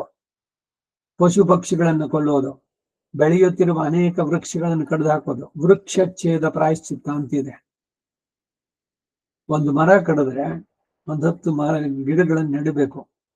ಆ ಮರ ಕಡಿದಿದ್ದಕ್ಕೆ ಒಂದು ಹೋಮವನ್ನು ಮಾಡ್ಬೇಕು, 108 ಆಹುತಿಗಳನ್ನು ಕೊಟ್ಟು. ಇಲ್ದಿದ್ದೇನು ಅಂದ್ರೆ ಇವರು ಬ್ಲಡ್ ಕ್ಯಾನ್ಸರ್ ಬರುತ್ತೆ. ಇಂತಹ ಪಾಪಕೃತ್ಯಗಳನ್ನು ಮಾಡಿದವರು ತನ್ನ ಪಾಪವನ್ನು ಮುಚ್ಚಿಡದೆ ಹೇಳಿಕೊಳ್ಳುತ್ತಾ 3 ರಾತ್ರಿಗಳವರೆಗೆ ವಾಯು ಭಕ್ಷಕನಾಗಿರ್ಬೇಕು. ಅಂದ್ರೆ ಏನು ತಿಂದೆ 3 ವರ್ಷ, 3 ದಿವಸ, 3 ರಾತ್ರಿ. ಸೇರಬಾರದ ಸ್ತ್ರೀಯನ್ನು ಸೇರಿದರೆ ಆ ದೋಷ ಪ್ರಾಯಶ್ಚಿತ್ತಕ್ಕಾಗಿ 6 ತಿಂಗಳವರೆಗೆ ಒದ್ದೆಯ ಬಟ್ಟೆಯನ್ನುಟ್ಟು ಬೂದಿಯ ಮೇಲೆ ಮಲಗಿರ್ಬೇಕು. ಇವೆಲ್ಲ ಏನಾಗ ತನ್ನ ಮಾಡಕ್ ಆಗತ್ ಸಾಧ್ಯವಾಗುತ್ತೆ ಅಂದ್ರೆ ಆ ಕೆಲಸ ಮಾಡಬಾರ್ದು. ಅಷ್ಟು ತೀವ್ರ ಅದು ಅಂತ ಹೇಳ್ತಾ ಇರೋದು. ಮತ್ತೊಬ್ಬರ ಪತ್ನಿಯ ಜೊತೆ ವಿವಾಹೇತರ ಸಂಬಂಧಗಳು ಕೂಡುದು, ಬ್ರಹ್ಮಚಾರಿ ಆದಾಗ ಹಸ್ತಮೈಥುನ, ಮ್ಯಾಸ್ಟರ್ಬೇಷನ್, ಇವುಗಳೆಲ್ಲ ಮಾಡಬಾರ್ದು. ರೇತಸ್ಖಲನ. ಅಯೋನಿಷು ರೇತಸ್ಸಿಂಚತಿ. ಯೋನಿ ಇಲ್ಲದ ಸ್ಥಳದಲ್ಲಿ ಇವನು ರೇತಸ್ಸಿಂಚನೆ ಮಾಡಿದ್ರೆ ಅದು ದೊಡ್ಡ ಪ್ರಾಯಶ್ಚಿತ್ತ ಆಗಬೇಕು. ಭ್ರೂಣ ಹತ್ಯಾ ದೋಷ. ಸ್ತ್ರೀಯರು ಅಷ್ಟೇ, ಎಲ್ಲವೂ ಕೂಡ ಯಾವ ಸಂದರ್ಭದಲ್ಲಿ ಏನೇನೋ ಅದು ಅದಕ್ಕೆ ಮೊದಲೇ ಅಲ್ಲ. ಹೇ ಧರ್ಮರಾಜ, ಹೀಗೆ ಎಲ್ಲ ಅಕಾರ್ಯಗಳಿಗೂ ಬ್ರಹ್ಮನು ಹೇಳಿದ ವಿಧಿಗಳನ್ನ ಅನುಸರಿಸಿಯೋ, ದೃಷ್ಟಾಂತಗಳನ್ನ, ವೇದಗಳನ್ನು, ಆಯಾ ಕಾರಣಗಳನ್ನು ಅನುಸರಿಸಿಯೋ ಪ್ರಾಯಶ್ಚಿತ್ತಗಳು ಉಂಟು. ಬ್ರಾಹ್ಮಣನ ಶುಚಿಯಾದ ಪ್ರದೇಶದಲ್ಲಿ ಗಾಯತ್ರಿಯನ್ನು ಜಪಿಸುತ್ತಾ ಮಿತಾಹಾರನಾಗಿ ಹಿಂಸಾಕಾರಿಗಳನ್ನು ಬಿಟ್ಟು ಮಿತಭಾಷಿಯಾಗಿದ್ರೆ ಎಲ್ಲ ಪಾಪಗಳಿಂದಲೂ ಮುಕ್ತನಾಗ್ತಾನೆ. ಗಾಯತ್ರಿ ಪ್ರಧಾನ. ಅದು ಎಲ್ಲವನ್ನೂ ಗಾಯತ್ರಿಗೆ ಬಿಟ್ಟ ಬೇರೆ ಮಂತ್ರವೇ ಇಲ್ಲ. ನಪರ ಗಾಯತ್ರಿ ಮಂತ್ರ ಅಂತ ಒಂದ್ ಕಡೆ ಉಲ್ಲೇಖನೂ ಇದೆ. ಅಷ್ಟು ಶ್ರೇಷ್ಠವಾದದ್ದು ಪ್ರಾಯಶ್ಚಿತ್ತಕ್ಕೆ. ಇದಕ್ಕಾಗಿ ಪ್ರತಿಯೊಬ್ರು ಗಾಯತ್ರಿ ಜಪ ಮಾಡೋದಕ್ಕೆ ಹೇಳಿ. ಬೇರೆ ಯಾರ್ಯಾರು ಮಾತು ಕೇಳಿದ್ರು ಕೂಡ ತಂದೆ ತಾಯಿ ಮಾತು ಕೇಳಲ್ಲ, ಗುರುಗಳು ಅಥವಾ ಯಾರು ಬಂದು ಹೇಳ್ಕೊಟ್ರು ಅವರು ಅಯ್ಯೋ ಸೊಲ್ರಾವ ಅಂತ. ಪತ್ನಿಯಾದವಳೆ ಹೇಳ್ಬೋದಲ್ಲ, ಗಾಯತ್ರಿ ಸಂಧ್ಯಾವನೆ ಮಾಡಿ ಆಮೇಲೆ ಕಾಫಿ ಕೊಡ್ತೀನಿ, ಇಲ್ದಿರ ಕಾಫಿ ಕೊಡಲ್ಲ ಅಂತ ಅನ್ಬೇಕು.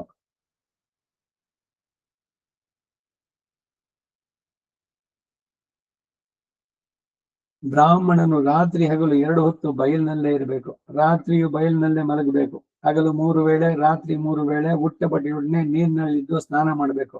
ಈ ನಿಯಮ ಕಾಲದಲ್ಲಿ ಸ್ತ್ರೀ ಶೂದ್ರ ಪತಿಯೊಡನೆ ಮಾತಾಡದೆ ಕಠಿಣ ನೀರಿನಿಂದಿರಬೇಕು. ಇದರಿಂದ ಬ್ರಾಹ್ಮಣನು ತನಗೂ ತಿಳಿಯದೆ ಮಾಡಿದ ಎಲ್ಲ ಪಾಪಗಳಿಂದ ಮುಕ್ತನಾಗ್ತಾನೆ. ಮನುಷ್ಯನು ನಡೆಸತಕ್ಕಂತಹ ಪುಣ್ಯ ಪಾಪ ಕರ್ಮಗಳಿಗೆಲ್ಲ ಭೂತಗಳೆಲ್ಲ ಸಾಕ್ಷಿಯಾಗಿರುತ್ತೆ. ಸಾಕ್ಷಿಣಃ ಸರ್ವದೇವತಾ, ಅಷ್ಟದಿಕ್ಪಾಲಕರು ಇವರೆಲ್ಲ. ಇಮಾಂ ಕನ್ಯಾಂ ಪ್ರದಾಸ್ಯಾಮಿ, ಕುಲದ ಉದ್ಧಾರಕ್ಕೆ ಇದಕ್ಕೆ ಅಂತಂದ್ಬಿಟ್ಟೆಲ್ಲ ವ್ಯಾದ ಮಂತ್ರದಲ್ಲೂ ಬರುತ್ತೆ. ಅಷ್ಟದಿಕ್ಪಾಲಕರು ಎಲ್ಲ ದೇವತೆಗಳು ಎಲ್ಲ ಸಾಕ್ಷಿಭೂತರು. ನಾವು ಏನೇ ನಡೆಸಬೇಕಾದ್ರೂ ಕೂಡ ಅವರುಗಳು ವೀಕ್ಷಿಸ್ತಾ ಇರ್ತಾರೆ. ಚಿತ್ರಗುಪ್ತರು ಅಂತ ನಮ್ಮಲ್ಲೇ ಜೊತೆನಲ್ಲೇ ಇದ್ದಾರೆ. ಅವರು ಅದೃಶ್ಯವಾಗಿ ನಮ್ಮಿಂದ ಕಾಯ ವಾಚ ಮನಸ್ಸ ನಡೆಯುವಂತ ಎಲ್ಲ ಕ್ರಿಯೆಗಳನ್ನು ರೆಕಾರ್ಡ್ ಮಾಡಿರ್ತಾರೆ. ಆದ್ದರಿಂದ ಮನುಷ್ಯನು ಸ್ನಾನ, ತಪಸ್ಸು, ಸತ್ಕರ್ಮ ಎಂಬುವುಗಳಿಂದ ಪುಣ್ಯ ಫಲವನ್ನ, ಅಶುಭ ಕರ್ಮದಿಂದ ಪಾಪ ಫಲವನ್ನು ಗಳಿಸ್ತಾನೆ. ಪುಣ್ಯ ಕಾರ್ಯಗಳಿಂದ ಉತ್ತಮ ಲೋಕಗಳನ್ನು ಪಡೆಯುತ್ತಾನೆ. ಪಾಪಗಳನ್ನು ನಡೆಸೋದ್ರಿಂದ ಶಿಕ್ಷೆಗೆ ಗುರಿಯಾಗ್ತಾನೆ. ಮಂಡೋದರಿ ಹೇಳಿದ ಮಾತಿದು ರಾಮಾಯಣದಲ್ಲಿ.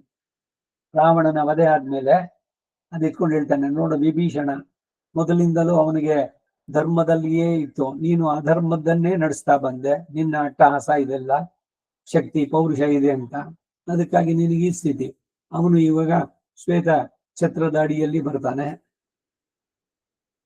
ಪಾಪದ ಕೆಲಸ ಮಾಡಿದ್ರೆ ಪಾಪದ ಫಲವನ್ನು ಅನುಭವಿಸ್ಬೇಕು, ಪುಣ್ಯದ ಮಾಡಿದ್ರೆ ಅದರಿಂದ ಪುಣ್ಯ.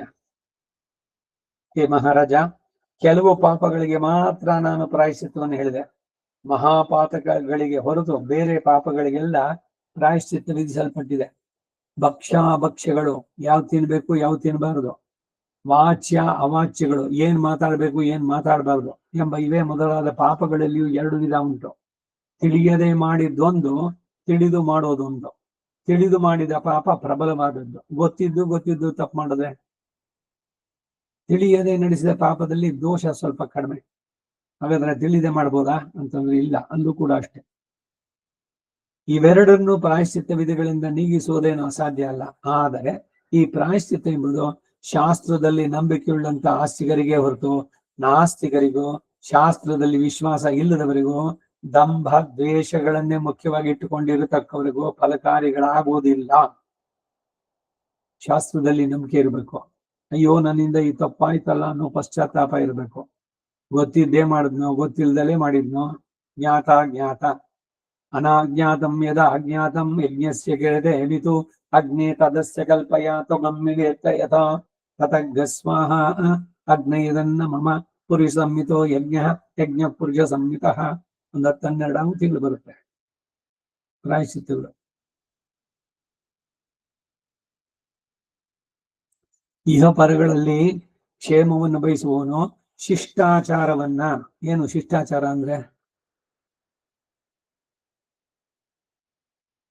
ಯುಕ್ತ ಆಯುಕ್ತಾ ಅಲೋಕ್ಷ ಧರ್ಮ ಕಾಮ ಸ್ಯು ಯದಾ ತೇ ತೇಷು ವರ್ತೇರನ್ ತಥಾ ತೇಷು ವರ್ತೇತಾಃ. ಏಷ ಆದೇಶಃ ಏಷ ಉಪದೇಶಃ ಏಷ ವೇದೋಪನಿಷತ್ ಏತದನುಶಾಸನಂ ಏವಮುಪಾಸಿತವ್ಯಂ. ಯುಕ್ತ ಆಯುಕ್ತ, ಯಾವುದು ಯುಕ್ತವಾದದ್ದು ಯಾವುದು ಅಯುಕ್ತ ಅನ್ನೋದನ್ನ ವಿಮರ್ಶಿಸಿ ಚೆನ್ನಾಗಿ ತಿಳಿದವರು ತಾವು ಸ್ವತಃ ಆಚರಿಸಿ ಈ ರೀತಿ ಮಾಡಬೇಕು ಅಂತ ತೋರಿಸಿಕೊಟ್ಟಿದ್ದಾರಲ್ಲ, ಅವರು ಶಿಷ್ಟರು. ಅವರು ತೋರಿದ ಮಾರ್ಗ ಶಿಷ್ಟಾಚಾರ. ಅದನ್ನ ಇದಕ್ಕೆ ಇಟ್ಕೊಂಡು ಅದರಂತೆ ನಡಿಬೇಕು. ಶಿಷ್ಟಾಚಾರವನ್ನ, ಧರ್ಮವನ್ನ, ದೈವವನ್ನ ಯಾವಾಗ್ಲೂ ನಂಬಿರ್ಬೇಕು. ಹೇ ಮಹಾರಾಜ, ಅಂತವನ ಮೇಲೆ ಹೇಳಿದ ಕಾರಣದಿಂದ ಪಾಪ ವಿಮುಕ್ತನಾಗ್ತಾನೆ. ಹೇ ಧರ್ಮಪುತ್ರ, ಈಗ ನೀನು ನಿನ್ನ ಪ್ರಾಣಗಳನ್ನು ರಕ್ಷಿಸುವುದಕ್ಕಾಗಿಯೋ ಇಲ್ಲವೇ ಕ್ಷತ್ರಿಯ ಧರ್ಮವನ್ನು ಅನುಸರಿಸಿಯೋ ನಿನ್ನ ವೈರಿಗಳನ್ನ ಕೊಂದದ್ದಾಯ್ತು. ಸೆಲ್ಫ್ ಡಿಫೆನ್ಸ್ ಅಥವಾ ರಾಜ್ಯವನ್ನ ಉಳಿಸ್ಕೊಳ್ಳೋದಕ್ಕಾಗಿ ಕ್ಷತ್ರಿಯ ಧರ್ಮ ಅದು. ನಾನು ಇದುವರೆಗೆ ಹೇಳಿದ ಕಾರಣಗಳಿಂದಲೇ ನಿನಗೆ ಆ ವಧಾಕಾರ್ಯದಿಂದ ಉಂಟಾದ ಪಾಪಕ್ಕೆ ಪ್ರಸಕ್ತಿಯೇ ಇಲ್ಲ. ಈಗ ನಿನಗೆ ಆಕ್ಚುಲಿ ಯಾವ ಪಾಪನೂ ಇಲ್ಲ. ಈ ಮಾಡಿದ್ ಸರಿಯಾಗಿದೆ. ಧರ್ಮಕ್ಕಾಗಿ ಕ್ಷತ್ರಿಯನಾಗಿ ಅಧರ್ಮಿಗಳನ್ನ ನಾಶ ಮಾಡಿದ್ದು, ಅವರನ್ನ ಕೊಂದದ್ದು.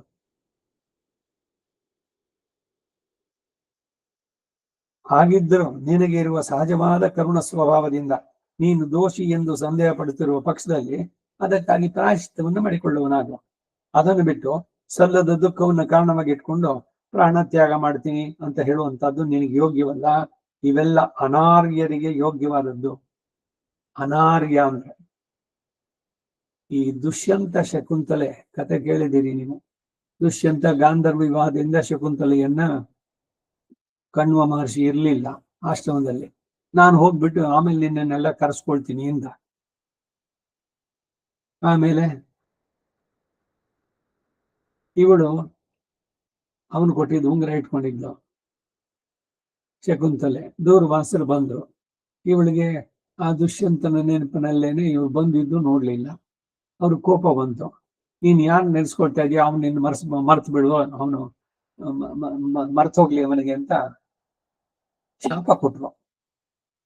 ಆಮೇಲೆ ದುಃಖದಿಂದ ಇವಳು ಅವ್ರು ಇದ್ ಮಾಡಿದಾಗ ಯಾವ್ದಾದ್ರು ಒಂದು ಅವನ ನೆನಪು ಅನ್ನೋದನ್ನು ಕೊಟ್ಟಾಗ ಅವನಿಗೆ ಪುನಃ ನೆನಪಾಗ್ಲಿ ಎಲ್ಲ ಅಂತ ಹೇಳಿ ದುಷ್ಯಂತ ಶಕುಂತಲೆಯರ ಕಥೆಯಲ್ಲಿ ಕಣ್ವರು ಬಂದ್ರು, ಜ್ಞಾನ ದೃಷ್ಟಿಯಿಂದ ನೋಡಿದ್ರು. ಇವಳ ಕರ್ಮ ಮುಂದಕ್ಕೆ ಏನೇನೇನೋದು ಗೊತ್ತು. ಇವಳಿಗೆ ಆ ದುಷ್ಯಂತನಿಂದ ಇವಳು ನೋಡಿ ಗಾಂಧರ್ವ ವಿವಾಹ ಅಲ್ಲಿ ಇದ್ದಿದ್ದು ಅಷ್ಟೇ, ಒಂದು ಕೆಲವು ಕ್ಷಣಗಳು ಜೊತೆನಲ್ಲಿ ಇದ್ದಿದ್ದು. ಇವಳು ಗರ್ಭವತಿಯಾದ್ಲು. ಇವನಿಗೆ ಭರತ ಪುತ್ರ ಹುಟ್ಟಿದ.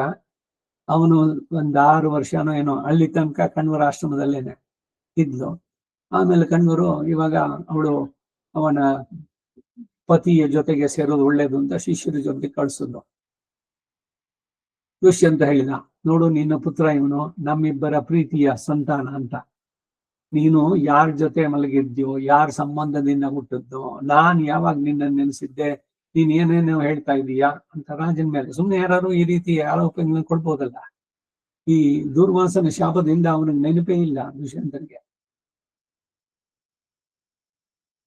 ಶಕುಂತಲೆಗೆ ಅಷ್ಟು ಸಭೆಯಲ್ಲಿ ಅಷ್ಟು ಜನರ ಮುಂದೆ ಈ ಮಗು ಯಾರಿಗೋ ಹುಟ್ಟಿದ್ದು ಅಂತಂದ್ರೆ ಅವಳು ವೇಶ್ಯೆ ಅಂತಂದ್ಲು, ಯಾರ ಜೊತೆನಲ್ಲೋ ಮಲಗಿದ್ಲು ಅಂತ.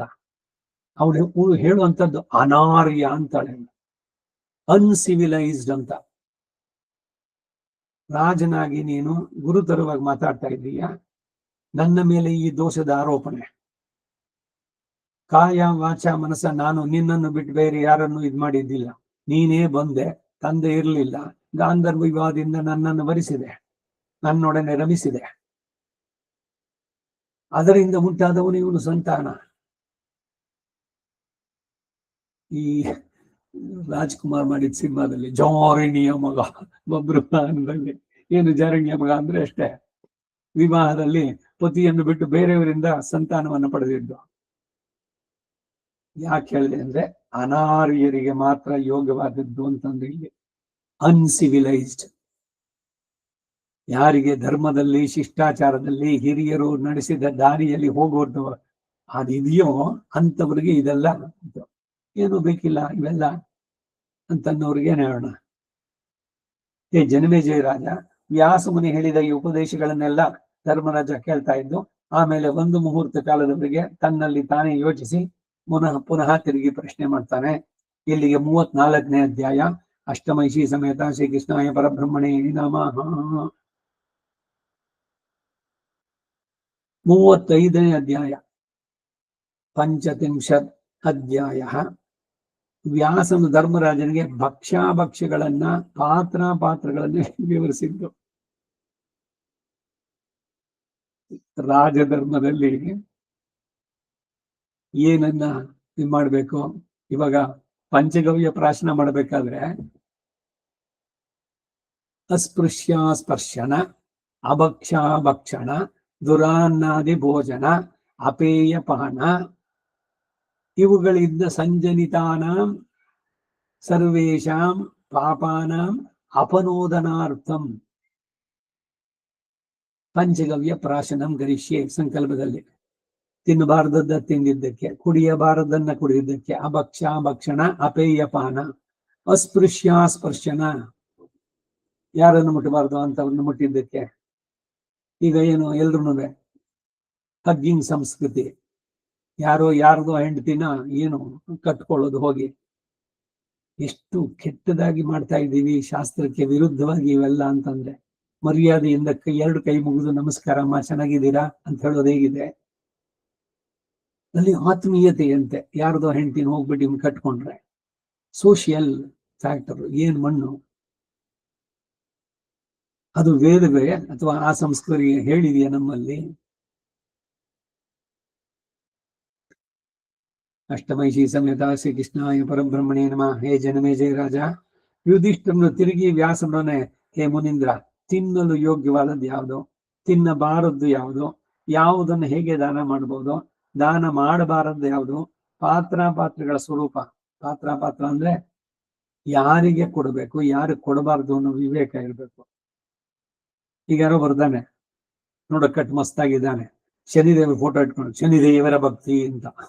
ಸರಿ, ನೀವು ಶನಿದೇವರ ಭಕ್ತಿ ಹೇಳ್ಬಿಟ್ನಲ್ಲ, ಅವನ್ಗೇನಾದ್ರು ಕೊಡದೇ ಇದ್ರೆ ಆ ಶನಿದೇವ ಬಂದು ನೀವು ಇಟ್ಕೊಂಡ್ಬಿಡ್ತಾನೆ, ಭಯ, ಎಲ್ಲಿ ಶನಿಯಿಂದ ಏನಾದ್ರು ಶುರುವಾಗ್ಬಿಡುತ್ತೋ ಸಾಡೆ ಸಾಕು ಅಂತ. ಸರಿ, ಅವನ್ಗೆ ಹೋಗಿ ಅವನಿಗಿಟ್ಟು ಆ ಫೋಟೋ ಕಣ್ಣು ಒತ್ಕೊಂಡು ಅವನು ಒಂದ್ ಪಂಚೆ ಕೊಡಿ, ಇನ್ನೇನು ಇದಿಷ್ಟು ಕೊಡಿ, ಅದು ಕೊಡಿ ಅಂತ ಅವ್ನು ಕೇಳಿದ್ದೆಲ್ಲ ಹೆದರ್ಕೊಂಡು ಕೊಡುವಂಥದ್ದು. ಏನು ವಿಚಿತ್ರ ಇದು. ಅವನಿಗೆ ಕೊಡೋದು ಸರಿಯಾದ ಪಾತ್ರನಾ? ನೀವು ಕೊಟ್ಟಿದ್ದಾನ? ಇಲ್ಲ, ಅವನು ಹೇಳ್ತಾನೆ ನಿಮ್ಗೆ ನಾವು ದೋಷ ಆಗ್ಬಿಡುತ್ತೆ. ಇದು ಭಯ. ಅಪಾತ್ರರಿಗೆ ದಾನವನ್ನು ಕೊಡಬಾರ್ದು. ಅವನಿಗೆ ಸೋಂಬೇರಿ ಮಾಡ್ತಾ ಇದೀವಿ ನಾವು. ಅವ್ನ ಕೆಲ್ಸ ಏನಾದ್ರು ಮಾಡ್ಬೋದು, ಏನ್ ಸುಮ್ನೆ ಫೋಟೋ ಇಟ್ಕೊಂಡ್ ಬಂದ್ಬಿಟ್ರೆ ಕೊಟ್ಬಿಡ್ಬೇಕು ಅಂತಿದೀಯೋ? ಪಾತ್ರಗಳು ಅಂದ್ರೆ ಇದೇನೆ. ಇವುಗಳ ಸ್ವರೂಪ ಏನು, ಇವೆಲ್ಲವನ್ನ ನನಗೆ ತಿಳಿಸು ಅಂತ ಕೇಳಿದಾಗ ವ್ಯಾಸ ಮುನಿಗಳು ಹೇಳಿದ್ರು, ಹೇ ಧರ್ಮರಾಜ, ಇದೇ ವಿಚಾರದಲ್ಲಿ ಸಿದ್ಧರಿಗೂ ಮನು ಪ್ರಜಾಪತಿಗೂ ನಡೆದ ಸಂವಾದ ರೂಪವಾದ ಒಂದು ಇತಿಹಾಸ ಇದೆ. ಅದನ್ನ ನಾಳೆ ದಿವಸ ಹೇಳ್ತೀನಿ. ಇಂದು ಕವಿತಾರ್ಕಿಕ ಸಿಂಹಾಯ ಕಲ್ಯಾಣ ಗುಣಶಾಲಿನೇ ಶ್ರೀಮತೆ ವೆಂಕಟೇಶಾಯ ವೇದಾಂತ ಗುರುವೇ ನಮಃ. ವಾದಿದ್ವಿಪ ಶಿರೋಭಂಗ ಪಂಚಾನ್ನ ಪರಾಕ್ರಮಃ ಶ್ರೀಮಾನ್ ವೆಂಕಟನಾಥಾರ್ಯಶ್ಚಿರಂ ವಿಜಯತಾಂ ಭುವಿ. ಶ್ರೀಮತೆ ನಿಗಮಾಂತ ಮಹಾದೇಶಿಕಾಯ ನಮಃ. ಸರ್ವಂ ಶ್ರೀ ವಾಸುದೇವಾರ್ಪಣಮಸ್ತು.